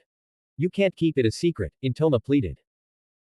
Oriole leaned forward at their anticipating faces and said with a half-whisper, Lord Tabula gave his daughter away to Lord Ains even before we arrived in this world. Lady Shaltier stood no chance. Their eyes widened at the drop of such a piece of information. One supreme being entirely handing over his creation to another had not happened before. In such a case, Shaltier's chances were non-existent. They leaned back in their chairs, exchanging looks of silent agreement. Speaking of Lord Tabula, is it not only true that he is married, but Lord Ulbert summoned his wife along with the rest of those demons that roam everywhere? Solution asked while taking a sip of tea. Oriole sat down and picked up her cup, taking a sip and watching her sisters perk up in anticipation for the nth time today of what kind of answer she would give. Being the one who sees everything gave her an enormous advantage over them. She turned one mirror to face them and waved her hand over it, revealing a lone figure lying down on the sofa with her legs crossed and reading a book. The four maids practically jumped to the mirror, gasping in unison. She looks just like Lady Albedo. Yup. I heard that Lord Tabula announced that she is Lady Albedo's mother, although Lady Albedo was not too happy about it. So that leaves only Lord Ulbert and Lady Buku, Narbrel remarked. Both picked a few of those demons for themselves, but I guess they could also pick someone from Nazarick. Lord Ulbert is into blondes, so Solution likely has a chance. Oriole giggled at the eagerness of their sisters to be noticed by the supreme beings. She obviously would not turn down a supreme being if any showed interest in her, but she wasn't considering such a possibility either. With her work duties not taking too much attention and her sisters being on required rest time, they had plenty of time to chat about everything happening in the Great Tomb. Edited by Zermeister. Proofreading by Swiss, Visor Nixon, Sad_Smiles, Atero, Aiden_Low, and Ethel07. Anne, thank you for reading the story, and if you have caught up to the latest chapter, you can check out my other work or join my Discord server, link is in my profile, where additional chapters are available, or if you are interested in becoming a beta reader gives access to chapters months ahead of regular readers.